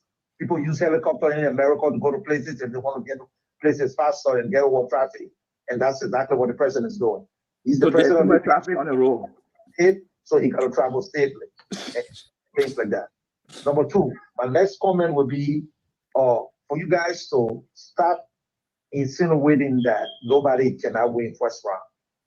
Okay? That's why President Weah is going for, to win the first round. That's why he's campaigning for. And if that happens, by the grace of God, he won the first round. It has happened before all over the world. So we should stop saying these things that nobody can win the possibility of winning first round. I agree, you guys got to analyze and stuff like that, but it's a possibility that he can win the first round. Where is it? On what so hold on 1 second. Let's not narrow it down. Tell me, any of the political parties, the possibility of having this once and for all. How many votes can maybe let's start with your own CDC. How many votes in terms of percentage wise they can get from Moserado? Well, I think CDC will win Moserado. No, what percent? CDC can get about 80% in Moserado. 80%? No, that's not even. If you say 80%, if you say they get 80%, they're almost on the path to presidency. That, I mean, that's your percent. Yeah, you call. I'm just talking about Moserado alone. That's what I'm saying. Anybody. I'm not talking about the whole country. So I understand. To win the election, you got to win 50+1 the entire nation. I'm just talking about one county. I understand what I'm saying. I'm saying, considering the number of votes that we have from Moserado, like you are saying in your word, any of the party that wins 80%, you are on the path to the presidency of the Republic of Liberia. That I can tell you, because it's going to take a lot to catch up. I'm talking for my party. I know my party's strength, and I know we can win 80%. 75 to 80% in Moserado County. So, Mr. So, could you just ask in the last election how many percent they won in Moserado? No, I don't want to ask that question. That was the last election. That was the last election, Mr. Jones. There you go. That was the last election. Okay. We're talking about the current election. Okay. So, Malik Jones, you say you had a question? No, yes. before You say you get one more thing to push. Okay, yeah. Yeah, real quick. I wanted to address Mr. George. Mr. George, this argument that you going with that, oh, what President we are going to tell these people about the role, what he done in 6 years. So that's a lazy argument. If that's what the CPP got, they need to stop that. Because President Weah can tell these people that, look at my action in the first 6 years. I'm doing something. And I said it before on this show that if somebody would do something for you, you will see it. You will see it from their working. President Weah is already building roads, constructing roads in the rural areas and stuff like that. People talk about the development grant through. Name 5 people, but you fail to name Joseph Walker. You fail to name or how to call him Ellis Thomas. Why? It's a lazy argument you're making. So if we try to point fingers at yourself first before you point fingers at somebody. You want the president to jump over all the counties and go to the southeast? He's not the president of the southeast. He's the president of Liberia. So he will build the corridor according to the way the corridor should be built. He will start from Monrovia and carry them to the various areas and stuff like that.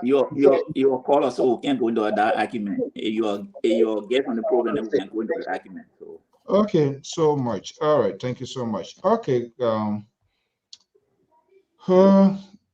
right, thank you so much. You say you had a question for yeah, my question for the caller that was just giving a very brilliant analysis of the achievement of the Unity Party, which I really love, and I want to commend him for that.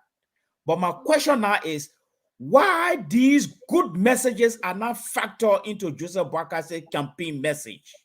Because in politics, you bear your premise on what you have done, and you make projection on what you will be doing. Joseph Boakai had disassociated himself with all the type of good analysis my brother has just made here. Why are they conspicuously missing in Joseph Boakai campaign messages around Liberia? Okay, I think our brother is still here. Are you there, caller? Same here. Like I said, I'm not sure you've been following Joseph Boakai. If you've been following Joseph Boakai and listening to his messages, I think you will say that Joseph Boakai has not disassociated himself with the Unity Party. He said they were, and what they did is what he is coming back to do, because those people have undone everything they did. They were able to build those roads. He made mention of that. He even talked about the school. He said there was no community colleges. They built them and funded them, and this government failed to fund them. So that's why he's coming to continue what they did. So he's not. You need to follow his. You need to follow. How many roads did Joseph Boakai mention that they made in his campaign message? That is my question. I'm focusing on the campaign message. How many roads he pointed out in his campaign message that they started and they did not finish? All these roads, even the local road, Joseph Boakai even made mention that he was very instrumental with, on the agreement of the local road. He made that in his campaign message, and even Nimba, and he even made mention of especially the road between Ganta to Yekepa. He said they made all those arrangements, and Aslo Meta promised to pay X amount of money, and everything was done before George Weah. So he shouldn't even have taken up to 6 years not to complete all these roads. He said it. And let me just make mention about the CDC guy I was talking about, the helicopter. Yeah, quickly. The thing that made it to be a big issue in this campaign. We know Eddie did it, even 2017. Joseph Boakai had a helicopter and George Weah had it. It wasn't a big issue. The reason why it is a big issue now is because you cannot even plan a road between Nimba to the southeast. Unlike 2017, the road was bad, but cars were making it through. Now people are going through Ivory Coast. Those years, people were never going through Ivory Coast. This is what I think the first time that people using Ivory Coast to come back to Liberia. You can't do your own campaign. Exactly. Because people were expecting the road. And that's why the helicopter issue is a big issue in this. Mm-hmm.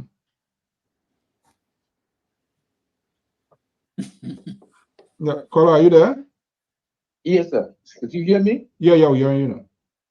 Yeah, I was just talking about the helicopter issue. Why it's a big issue? It's because the government failed to maintain the road between Nimba and the southeast. Okay. 2017, it wasn't a big issue. The two parties, CDC and Unity Party, they had helicopter. It wasn't a big issue. Like he said, any second tier she used helicopter, it wasn't a big issue. But yesterday, the roads were bad. People were still making it. It would take you many hours, but you will still make it. But right now, it's just not even to struggle. So people have to go through another country, Ivory Coast, to come back to the southeast, and that's why it's a big issue now. That's not true. Thank you. Oh, hold on 1 second, man. We can't. We're not in. I want to say something. They are just getting your. What's the proof you get now? That's not true. They don't have a helicopter no more. So that is a problem now. You not get it? Why? Having a helicopter, there was no proof. But because you don't have it, so it's a problem. You just, I don't understand what you say. He's saying that they don't have the money. Because they were having it then, there was no issue. But now because you didn't have it, so it's an issue. The road bands for even 1920. It's not even now. That was not. No. Listen. You know, when you get into conversation, there's a way that you can rebut somebody's argument. I think he lay out here. He didn't say the road not been funny. Hold on. No. Yeah, because you're still leaving some pieces. People were not using Ivory Coast. That's what he said, which is very crucial. Is because the government is not making the roads. We know the road is. And let me count the. One second, brother. I agree with him what he said. Because why did Joseph Boakai use helicopter then? Was the road so good that he couldn't he could drive on it, but still choose to use helicopter in 2017? Yes. This is what the man is saying. So when the Unity Party man said that in 2017 the road was pliable and everything was okay, Ellen Johnson, Sharif government was maintaining the road, but yet instead Joseph Boakai was using helicopter to do campaigning. Why was he using helicopter if the road was pliable? It's way cheaper to drive on the road than to get chopper and fly. Let me just add up to that. The reason they were not using the road pliable is the army were in the country, they were moving around. Anything army having the equipment in abroad, army was all around the country. If anywhere they didn't go, they make sure they do some services there. I spent when I went back home from Marlborough, I spent 2 weeks between Grenada and New County. 2 weeks. Why? 2 weeks on the road. Why? All were in the country, they were moving around. Any place they had issue, they made sure they service it. So that's when the government weren't working. The army were in the country, they were doing some services in our country. So those things are happening. But you can see the fact and be looking at it, be like, everything is government. Those things were maintained by all the people or by the international community people. That wouldn't the government know. All the services are happening in our country for 12 years. Should that be the work of on mill, you think? Otherwise, listen, it would not work, but because they know the country came from on a war and in that help. So they were providing services in our country. They were providing a lot of services. They had equipment in our country that they were doing some services on. When they go somewhere in the road is bad, they make sure they provide services. What the government got the Ministry of Public Works for? They use services. And they use the government a lot of funds. You know that. It's just still. Do we still have Ministry of Public Works, Developments, and all of that playing? Do we still have the Ministry of Public Works there, but Army also providing services. That's it. I'm asking. Do we have it? Do we? How many years now since Army being out of that country? That's why I make it.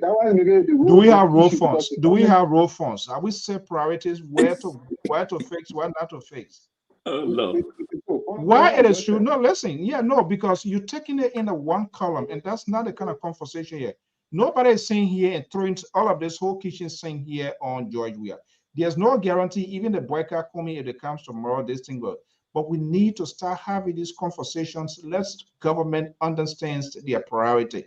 The development of every country, the reason today Soviet Union failed, and it is why it is, one is because they can't feed, they were unable to feed themselves. And one, you do not have good roads for market, for vendors to get their produce to time, you can feed yourself. And that is very dangerous, and not just only dangerous, it becomes a security threat. So this trumpet that we are blowing it to all of them.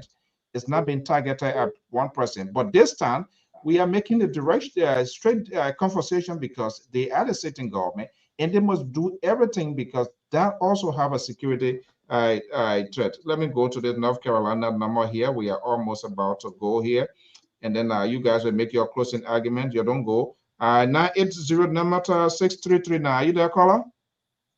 Yes, I'm here, Mr. So, good evening. Okay, let's make you presiding judge on the case here. I have Breakable Power. I have Elvis here and our other brother from Washington, D.C. Don't get afraid because Washington, D.C. here, you can speak. You can, anything you can file in. So let's hear you, my dear brother. No, I'm not. You remember this is Victor Akome, one of your former contributors. Victor, yeah. Why you on medical leave or what? Go ahead. Hello? Yeah, you. Okay. I say you on a medical leave or what? No, we're coming for election night analysis. We're coming for election night analysis. Oh my goodness. After I don't know how many times that you can make government breakdown. You say you former, and I declare you former also that former came from you, but go ahead. Let's hear you. Let's hear you. Anyway, look at my contribution. So, yeah, go ahead. We're listening, Victor. I don't know why the phone said. Yeah, I'm here. So I said my contribution I want to make here is this. So when it comes to the elections going to the second round, this is my analysis between the Unity Party and the CDC. I believe most of the other political parties and independent candidates, the majority might pledge their support to the Unity Party. The reason being is because President Weah has a bad credit history in our political arena. The reason being, Are you the one quiet bureau? Hold on, no, hold on. We don't. Hold on. We don't interrupt. And when he finishes, you're closing argument, and you can talk your own. Let the man just say. Let me give my analysis. Just watch my analysis. So the reason why I'm saying what I'm saying is, if you see the reason why the coalition had a split is because of President Weah's credit history I just talked about. The Prince Johnson fraction of the coalition left because President Weah did not meet up to the coalition agreement. Likewise, the LPDP had a split. There were people, Alex Tyler went to the UP, and the former ambassador to ECOWAS went to ANC or the CPP, and the NPP, the same thing, the NPP too had a split. The senator from Maryland and his group went to the UP, and then the vice president and her group stayed with the coalition. And the reason they all stayed there was the president did not meet up to some of the agreement that they had in their coalition meetings, that there were going to be jobs, there were going to be monies, and all of those things. The president did not meet up to those things. So that made them to stay away from the coalition. That made them to split from the coalition.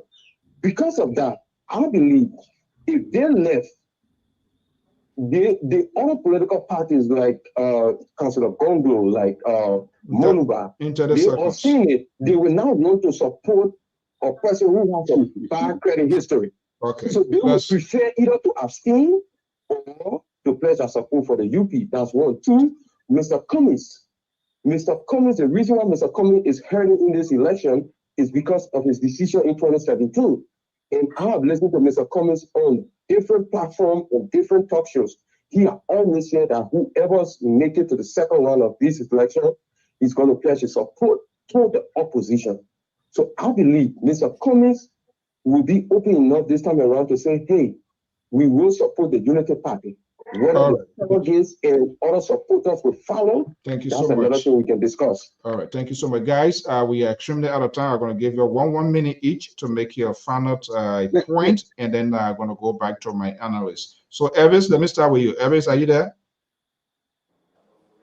Yes, I'm here, Mr. So. All right, what's the take-home message? Thank you. And yes, just to kind of piggyback on what the last caller said, and this is in response to Mr. George.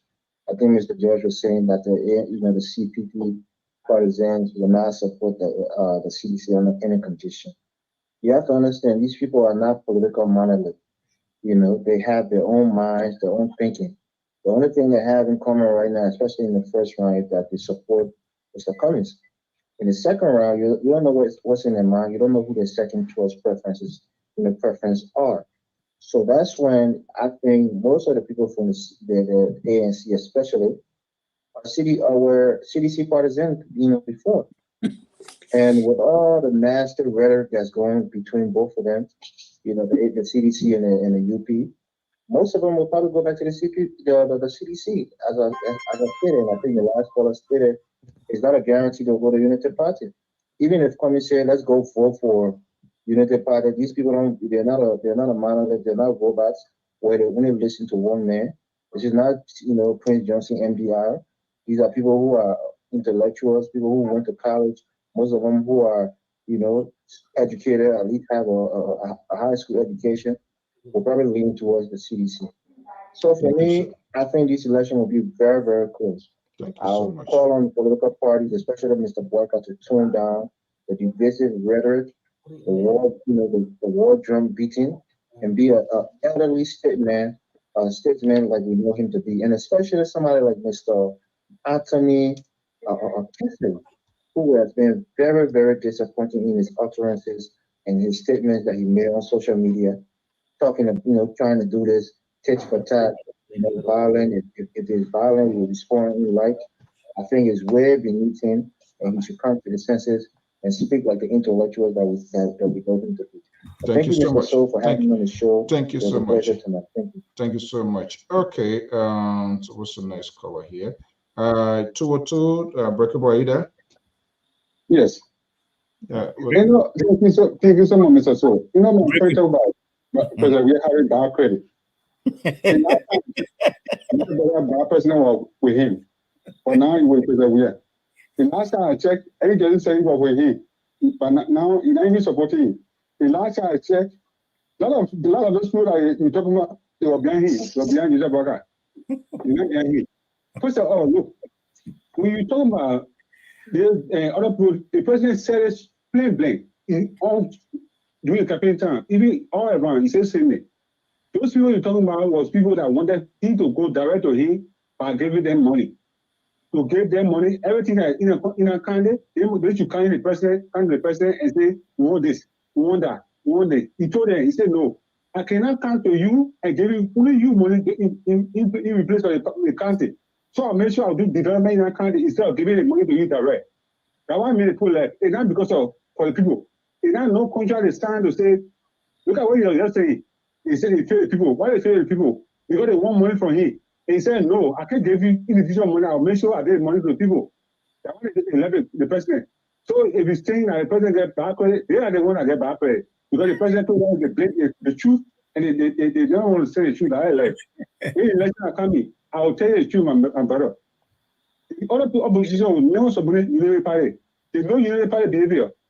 Meaning, the CPP would never support United Party because they know what United Party did to them. And even if Munuba is talking about, Munuba can never go behind Joseph Boakai in the sense that the VP make a statement against his father. So you know, those things I don't think you play fun with. You listen to Tiago Gongo, he said the truth. And look at what they did. The only party that will say things against, they want to kind of eat like a lion, a United Party. So the anger, it will make a lot of people go against it. So don't even put it there. Thank you when so election much. goes second, and I even see the election go second round. First of all. Thank you so so much. if it go that way, definitely President will win the election. No matter what they do. The president always let's leave it there. Thank you so much. Thank you so much. Let's leave it there. Let me go to guys. Thank you. Let me go to 7772 number 1604. What's the final message? Yeah, thank you for the opportunity, sir. And sometimes the CDC people make us laugh.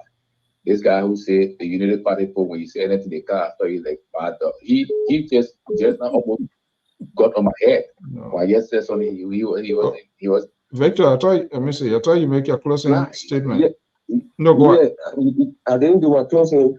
Oh, okay. Okay, hold on. Let the guy. Let 77 finish, then you. Okay, yeah, go ahead. Okay. And the election is clear. It's about the Liberian people. They know what they want. They feed in the pitch. and they have decided already. That's why we saw Senator Dillon beating CDC 2 times in Monserrado. This guy who said he will win Monserrado 80%, he might be dreaming. So that's why Senator Dillon beat them 2 times, because the Liberian people are resolved. They know exactly what's happening. Joshua can't just be a in this election. It can be anybody but not Joshua. We know where the country is heading. And with all our excuses about Omni and all these things, yeah, okay, now let's agree that the analysis where Omni were in the country, but at that time there was no rule form. The Unity Party set up the rule form, but they didn't have access to it because the court sees it, and when Joshua came, they turned it over to him. So all these millions and millions going to Joshua. Now we have it. Unity Party didn't have it, and Unity Party have the successes in all these roads. They built from Moreover to Guinea border road in less than 6 years. They built the one to Buchanan in less than 6 years. They who have the road, they can't even finish Lofa Road that was already negotiated and all the money secured. They can't finish it in 6 years. Thank you so much. So what they got? Thank you very much. Thank you so much for your participation. We highly appreciate that. Okay, let's go to Victor.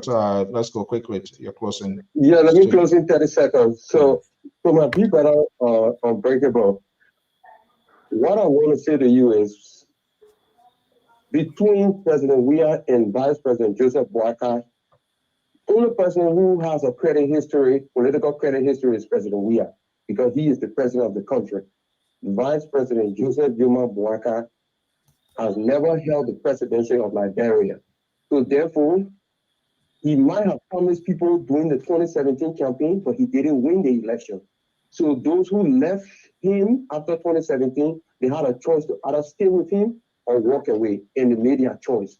With President Weah, the reason why the likes of Prince Johnson, Bynum, and Tyler, and the rest of the guys left is because there was an agreement in the coalition. Mr. So you always say on this platform that political leaders have a way of maneuvering among themselves. So when political parties meet, though they put the interests of the people, but they also put their personal interests first. They will tell the political party, I will support you if you do A, B, C, and D. That's how people decide to support people. So if you do not live up to that bargaining, definitely when you need them in any other case, they will definitely back off from you. And that's what they have done to him. When the election goes to the second round, I foresee the Unity Party coming back into power for a third term. You have a good night. Thank you so much. Next week and Tuesday, we're going to be on to do the post analysis of the election. All right. Thank you so much. All right, Mr. So thank you. I'll call you. Right. Okay. Here we go. We always have it. Someone I didn't see today, Amos George, and before you guys, I know there are a lot to talk about here. What happened to Musa Belete today? Was he on stage? Or is it a FIFA stuff? Did you see you saw him today? No, I did not see, but I saw a picture of him, but I don't know why he was on stage. I don't know. But that is not a football game. I don't know. Not necessarily a football game, but I feel on FIFA supervision. Don't count No, I'm not reconstructing, Mr. So what I'm trying to tell you, I did not see Musa Belete on stage, but I'm wondering why would a party chairman, if he's there, why would he not be on stage? Mr. So I didn't see him. Was he there? I don't know. So I can't. Are you concerned with that? No, I'm concerned if he was not what there. Were you, Marley Jones? Concerned. Listen, I don't know why he's getting so jittery. You ask a question and tell me. I didn't hear you. I thought you said you're not concerned. That's what I'm trying to fix. No, you see, you. I don't know if your brain so fire that you can't even listen to me to answer the question. I said I am concerned if he was not there, but I did not see the entire program, so I will not assume that he was not there or not. I can't come and say, but the question I asked is the ban in case of political rally, or I don't know the extent or whether it was just limited to football or political rally. I don't know. So that I can't speak to. Do you know that the ban will include that any activity outside football that he should not attend? Do you know that? No, that's a question I'm asking you. Do you know that? So I can't speak.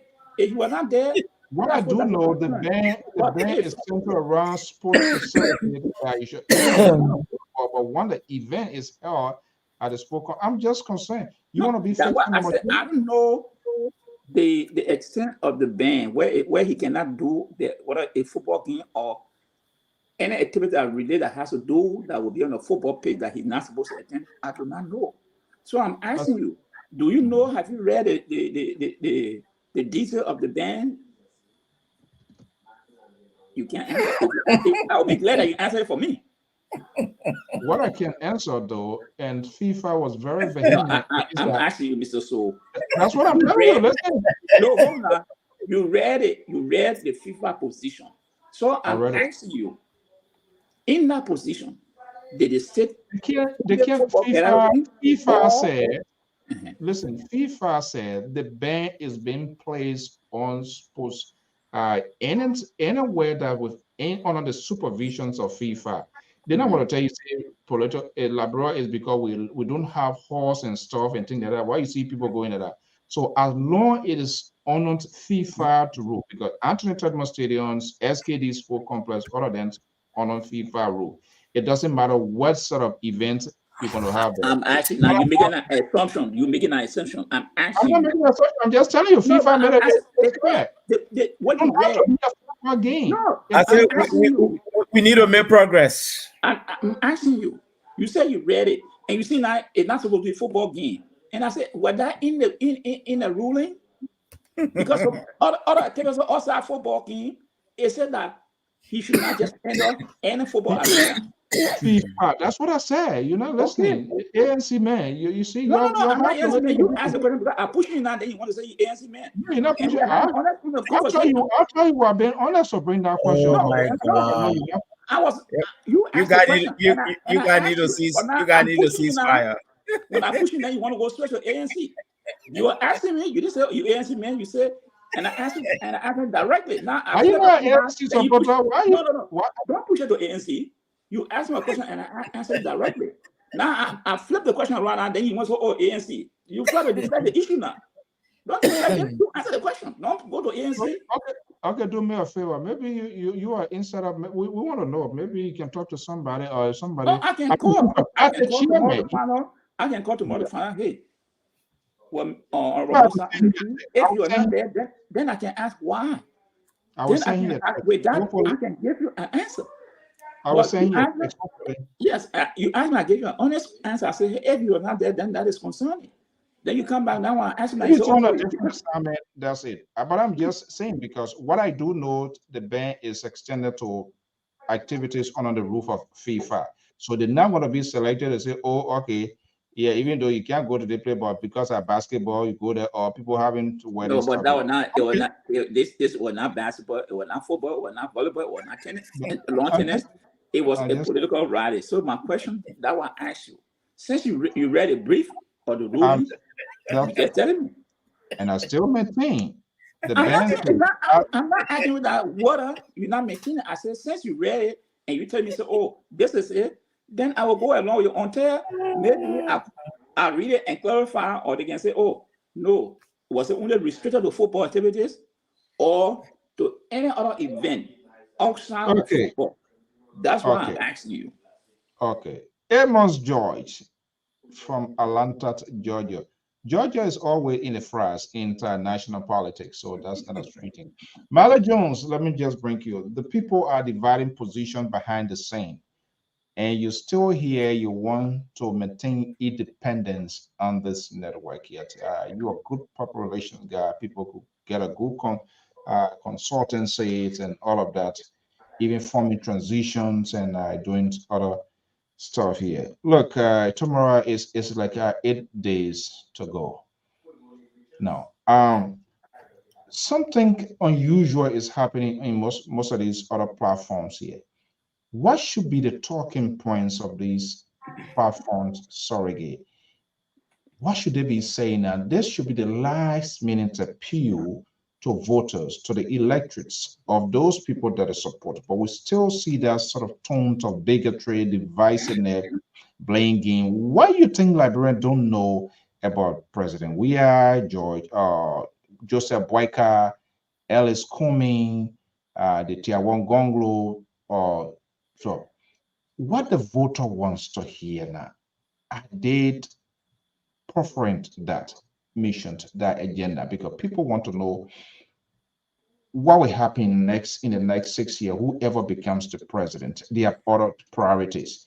Those issues are not being discussed. We still see this sort of red meat soundbite is still being thrown out there. And what should the candidate themselves be doing? Because they are looking for this job. What should they be doing now? I think this is the missing link with all the political parties. People continue to repeat the story of CDC, the road. There are so many other good things the Liberian people really need. The people don't even have safe drinking water. They don't even have 24/7 electricity. These are basic human right. These are basic human right initiative. They don't even have it. But it's like that road business has sink in the mind of the Liberian now. It's like when you don't talk about it, then you haven't said anything yet. You see? But let's go back to this support base we're talking about with the LP. You see, I don't really know what support base Yombly and Dillon giving UPP, because these people, they are politically paralyzed right now. They are completely paralyzed. Yombly was a standard bearer for a party. She no more standard bearer. She going on her own with her own few followers. I don't know what kind of support base they can give to Unity Party. Your party chairman, she was never. Pardon me? She was not the standard bearer of the Liberty Party? Your chairman. Your chairman. Oh, chairperson. Okay. So the whole thing is fragmented. So that support base is questionable. But one of the callers said, people are talking behind closed door. Behind closed door. I disagree. If the game is not played now, it might not be played later on. That I can assure anyone. And I want to believe strongly a certain portion of emergent analysis. If the United Party tend to see the light in the tunnel closer to victory, they're not going to talk to nobody. You see? And if they repeat, I keep saying this thing, if they repeat what went on 2017, not to talk to anybody, feel that they can go alone, Georgia is going to take this thing away. But back to the collaboration about ANC. I know ANC is still a wounded party from what the Unity Party did to it with the Supreme Court case. I know the ANC still think about that betrayal. All right. So it is not the job of the ANC to reach out to the Unity Party second round for help. It should be the job of the Unity. I mean, it shouldn't be the job of the ANC to reach out to the Unity Party second round for help. It should be the job of the Unity Party extending hands to ANC for help. Second round. What? Wait. Are you getting my point? I'm not getting it. It is not the job of the ANC to reach to Joseph Boakai for support second round. So what happened? It should be the job of Joseph Boakai reaching out to ANC for support in the second round. So what you're doing the entire is like you undercutting, or you kind of like put ANC in or CPP in the position that they're not even going to advance to in the face, so they don't know to do that. That's why it implies to me, if you say they're not all parties. We are making election analysis. I am saying if the election go to second round, Joseph Boakai should be in the position to reach out. Oh, okay. All right. To reach out. But because of the bad blood or betrayal, I don't know whether ANC will accept that olive leaf. Okay. But I doubt it. Joseph Boakai will reach out to him, because since then, I have not seen that unity among them, even though one of the callers say there are a lot of things behind closed door. I don't know from where he's speaking from. If anything behind closed door in Liberia, you will hear it. And second, the Euro factor. Euro is paralyzed himself. He can't help nobody here. You see? So a lot of people are paralyzed in the system. So I don't know how they're going to help the Unity Party when there are a lot of bad blood in there. But the momentum for the Unity Party, I can assure you, is high. But it will only be supportive and buttress if they extend olive leaf all over the place just to get George Weah out. Just to get George Weah out. Let me play this here, and then Amos George can make his final statement here. That was quite interesting. Representative Fowler speaking to supporters in a political base. Terrible. Are you hearing it? Do not buy. Yeah. Continuously. The first thing, remember, I say sorry, I'm not okay. The second thing, this morning, running some of that is for the radio. Telling your people as far as not only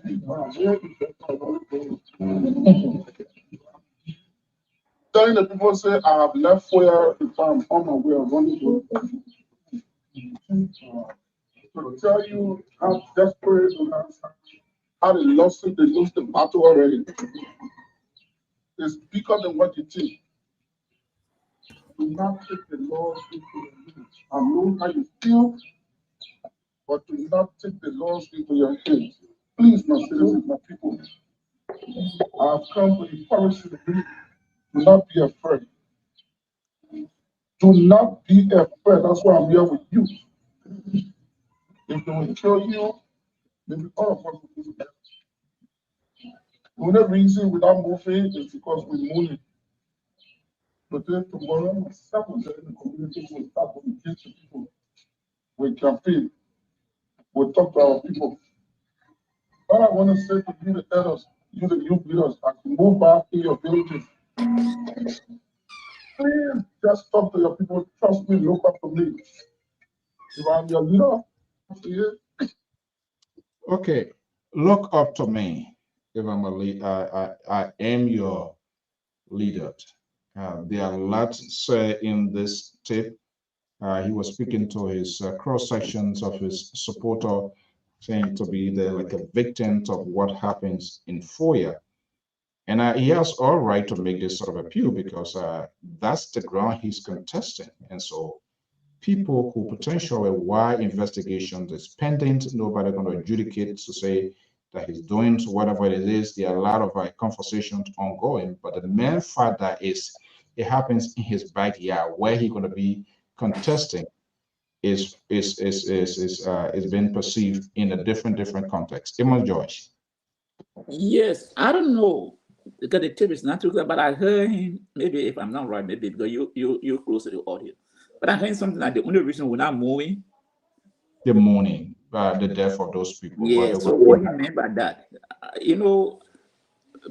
I hear people speaking other emotion when they kind of think happy because when you start talking like that, then you will say something, then people start wondering. Because what you mean, the only reason that we're not moving is because we're mourning. What that mean, moving?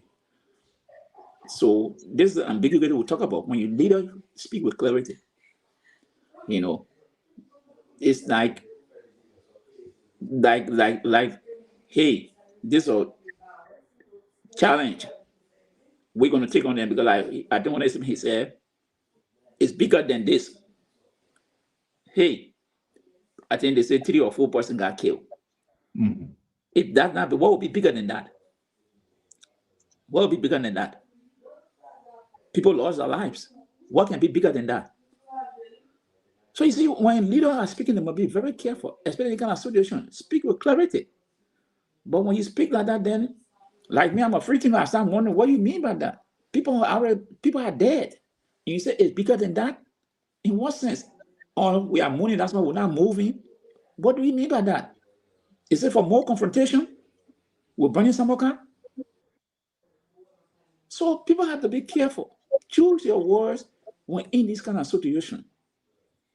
Because from now, I've started thinking, what type of I meant by this? Because I think he should stay calming the nerve of the people. Because yesterday I saw a video from Foya.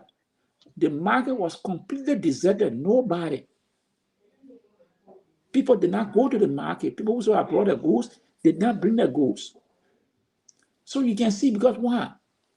The memory of the past still live with these people. When they heard people got caught and beating people to death, that put everybody in a different position again. That bringing reflection of the past war. So people have to be careful how they speak on this issue, especially those who are leaders.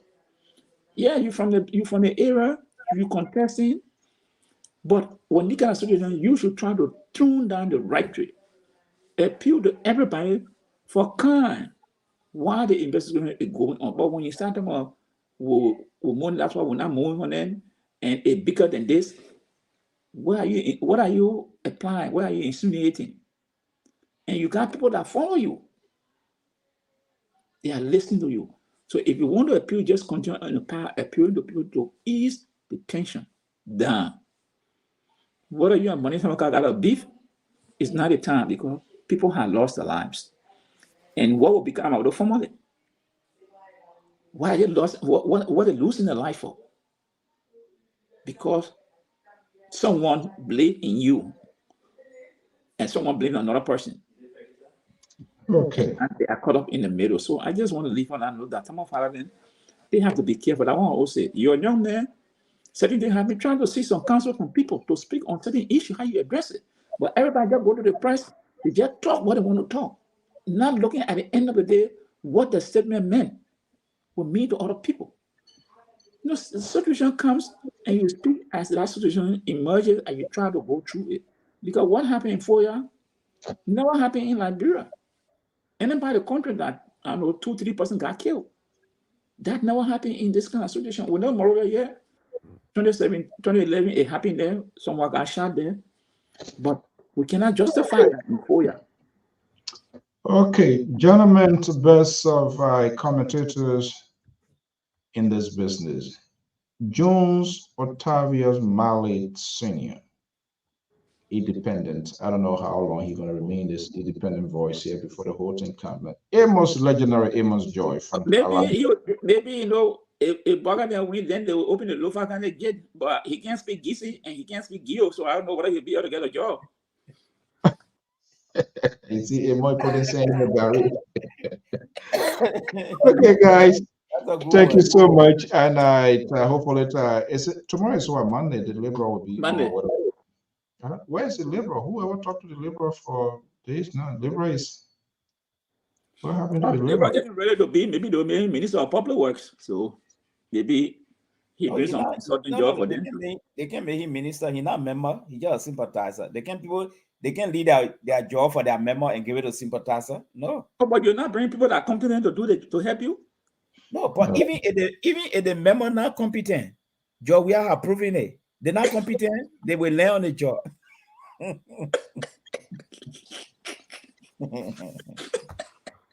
Well, you gotta be part of the system in order to be incorporated.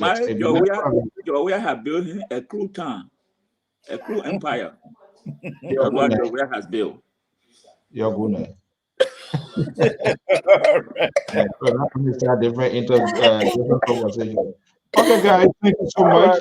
We're looking forward to having subsequent programs, and we're going to be monitoring what is coming from inside Liberia.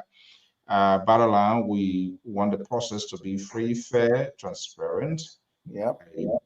But I don't know how the process will be fair when 3 or 4% got killed already. How can that process be free and fair? No, that simply means 4 people will not vote. Well, somebody to vote, but bottom line, I would deep your sympathy and condolence. I don't think they deserve. They don't deserve. Nobody deserves that. Nobody. Why it is true, the price of freedom, the price of good thing is all we pay politically. But Mr. So this is not a freedom. Mr. So this is not a freedom. The freedom is a general need. Bye-bye. You depending who you talk to, and people say some people say they want to rescue people and all of that. But I mean, let's leave that talk. But I think bottom line, these people they do not deserve that. No, I think not at wrong. all. Yeah. Who are being done differently. We always know there's some sort of political violence, but that tape I saw, and it was a complete mock violence. That Yeah. tape, people beating people. I mean, Yeah. why should people do that? I don't get it. It's like behaving like a real animals. It's like I people mean, inside. savages, barbarians, savages. Is peaceful. I don't think those people deserve that sort of painful and horrific death. And also, this is why I said the other day that this thing need a complete, comprehensive investigation, and no sign should be spared if anything fall on anybody. But again, as I said, the president, what will he do? I mean, this is not. The Attorney General, the Chief Justice, the Minister investigators, they're going to take charge, and those people should be brought to justice because that mob violence is not condoned in any civilized society. Because that you watch that tape, it's just it's something. Yes, and what the question on the interview, what I want, and this most of our people sometimes they don't even ask these questions of substance because they had an interview with Boyka. There's a gentleman that came said there are about 800 militants. Yes. In Lofa. Yes. So the question becomes: is the leadership of the United Party aware of these 800 militants in Lofa? If yes, who sent them there? Why were they going to do that? What was the purpose? That uniform is not an identity to establish people through identity. Are they paramilitary? Were they there with the in consonance with the election commissions to say, oh, they were going there? And this is why we frown on being saying here, these paramilitary, these political parties being militarized somehow, directly or indirectly, with these militants or malicious group. It's dangerous because most of these people, they participated in the war, they fought, they were not demobilized, there was no counseling, so they didn't go through real rehabilitation. So there is still unstableness in their attitude and their mental state. All of that, a lot of things kick in. And so they allow them to jump in to do these things here. So I want to know, after the work, ask the ambassador, the party chairman, the presence of these 800, because they said they were there for them. So who sent them? Are they based in Lofa? Where do they come from to go to get to that place there? What was the reason to being there? Is election? But the people, they don't ask those questions. They go and say to the people, they get taken away, and they just allow them to walk free. Because that's why I hate me. So when he calls that number, the possibility of that number exceeding the number that he called is most likely because what do they know that we didn't know that there was an imminent threat for which they are gone there? Yes. All of these are unknown questions, and I hope those people, they need to talk to them. They need to be investigated, how they got there, who transported there, how long they've been in Lofa. All of these are very important questions that will lead investigators to get to the bottom line. But I doubt whether they will do it because they had the opportunity to talk to the leaders of the party. They didn't talk. We saw Unity Party. They came with a press conference. Later on, we're seeing this video, which is different from what the press conference outlined. So there is a kind of convoluted thing here. Somebody is hiding something, and the truth needs to come out. Thank you so much, Emma. And yesterday, that's the video. There was a horse. They killed a young man. Body was lying behind a horse. Yesterday, the guy was showing the body. From the 4-yard marking, the guy was showing the body. And it ended up using one. So the guy was running for rescue. He ran to the people's horse. And the guy showed the broke into the horse. I think the city person were in like either the kind of cover will wear something more like either military or something. So a lot of crazy thing being going on there. The presence of these people, more or less, they are being there day or two or couple of days before that. I want to know how they got there. Are they residents? Who's their leader? How they got there? Where do they come from? And do they have other people in other counties that could most likely do the same thing on the date of election? Yes, it's very serious. It needs to be investigated because he said it crystal clear. We are 800 UP militant, and the dress in that star, which is a reflection of bad memories of those people during the heat of the war. Those were the same sort of attire, people wearing red, tying their hair, and their behavior that just commensurate with the behaviors of those people during the civil crisis. It is ridiculous. These things shouldn't be tolerated in our political institution. It's sad for the young people who just lost their lives. And what will happen to their family? They'll be left on their own. Thank you so much. Yeah, man. Thank you for your for giving back to the community. Bye. Okay, well, folks, that's how we're going to end it here, and hopefully, too, we're going to get answered. I don't know what's going to be the outcome, but the presence of this report, is that an owner group, or there are other groups elsewhere that we just do not know about because nothing ugly has happened? We do not want. So it is better to start having these conversations, look at all of the critical indicators, point them out, and those in charge as investigators and those leaders, they must answer questions. How those people, 800, that's not a small number. How they got to that point? Where are they from? How long have they been there? Who got them there? On whose supervision? Who is their commander if there's one? And the young man I was speaking on tape, he seems to be the head because he saw people behind. It is what it is. This is not good for our country. Those people, that sort of mock violence is not anything to be condoned. Those are serious, serious, serious crime, and they must be held accountable by their law, by the law of the land. We want a peaceful process. No one should intimidate people to register to vote. They are energized to vote. They should be left alone to vote who they think going to deliver them, not necessarily what I want. Every individual, every person has the right to their own decision making. We can have all of the conversation we want to have. We can talk all of the talk we want to talk. Ultimately, the individual themselves are the principal decided when that ballot gets in their hand. They will do the check, they will do the math, and they will determine where their vote goes. It's time for us to do the persuasion aspect of it, but the final decision, ultimately, in the hands of those people. What until then, this is the building that's stake. It's been heavily politically tied also to us to be the chief occupant of this building. Until then, folks, we want to say thank you so much, all of you. If this is your first time, we say we wholeheartedly welcome you. This is the Liberia Public Radio. Bring in your comments. You can agree, disagree with us. You can critique us. As long as done in a civil context, trust me, we have no problem with it. If we criticize people, people should also look at us critically. You don't have to agree with us. But the right to the part that you are always here, even though some of our talking point does not pivot in your political direction, but you are always here is a great indication, it's a great thing that you love your country and you want to be part of the political discourse, economic, social, infrastructure conversations about the country. Do not allow me, not even any of the analysts or panelists here, to drive you away because of their talking point.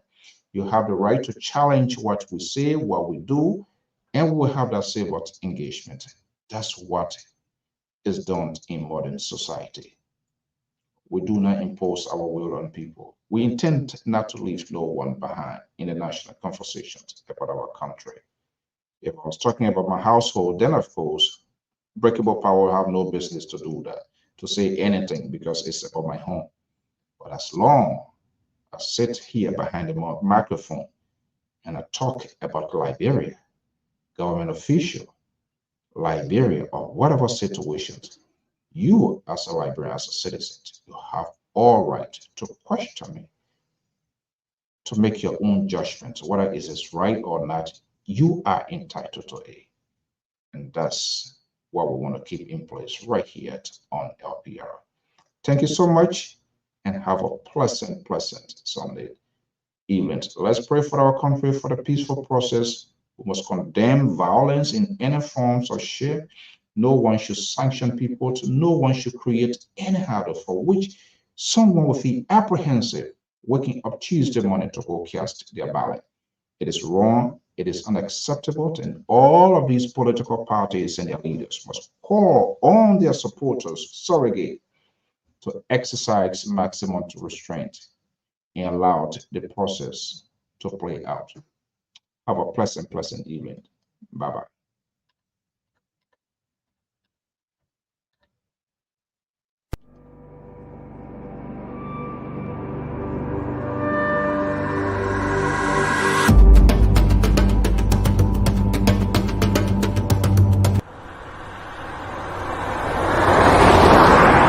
Welcome to Executive Car Rental Services. We have all types of cars that you can rent, from sports cars to sedans to SUVs. We have cars for in-town and out of town, even vans that you can rent. Very modern and attractive, well-serviced vehicles, clean, quality, and comfortable interior. Move like an executive in style.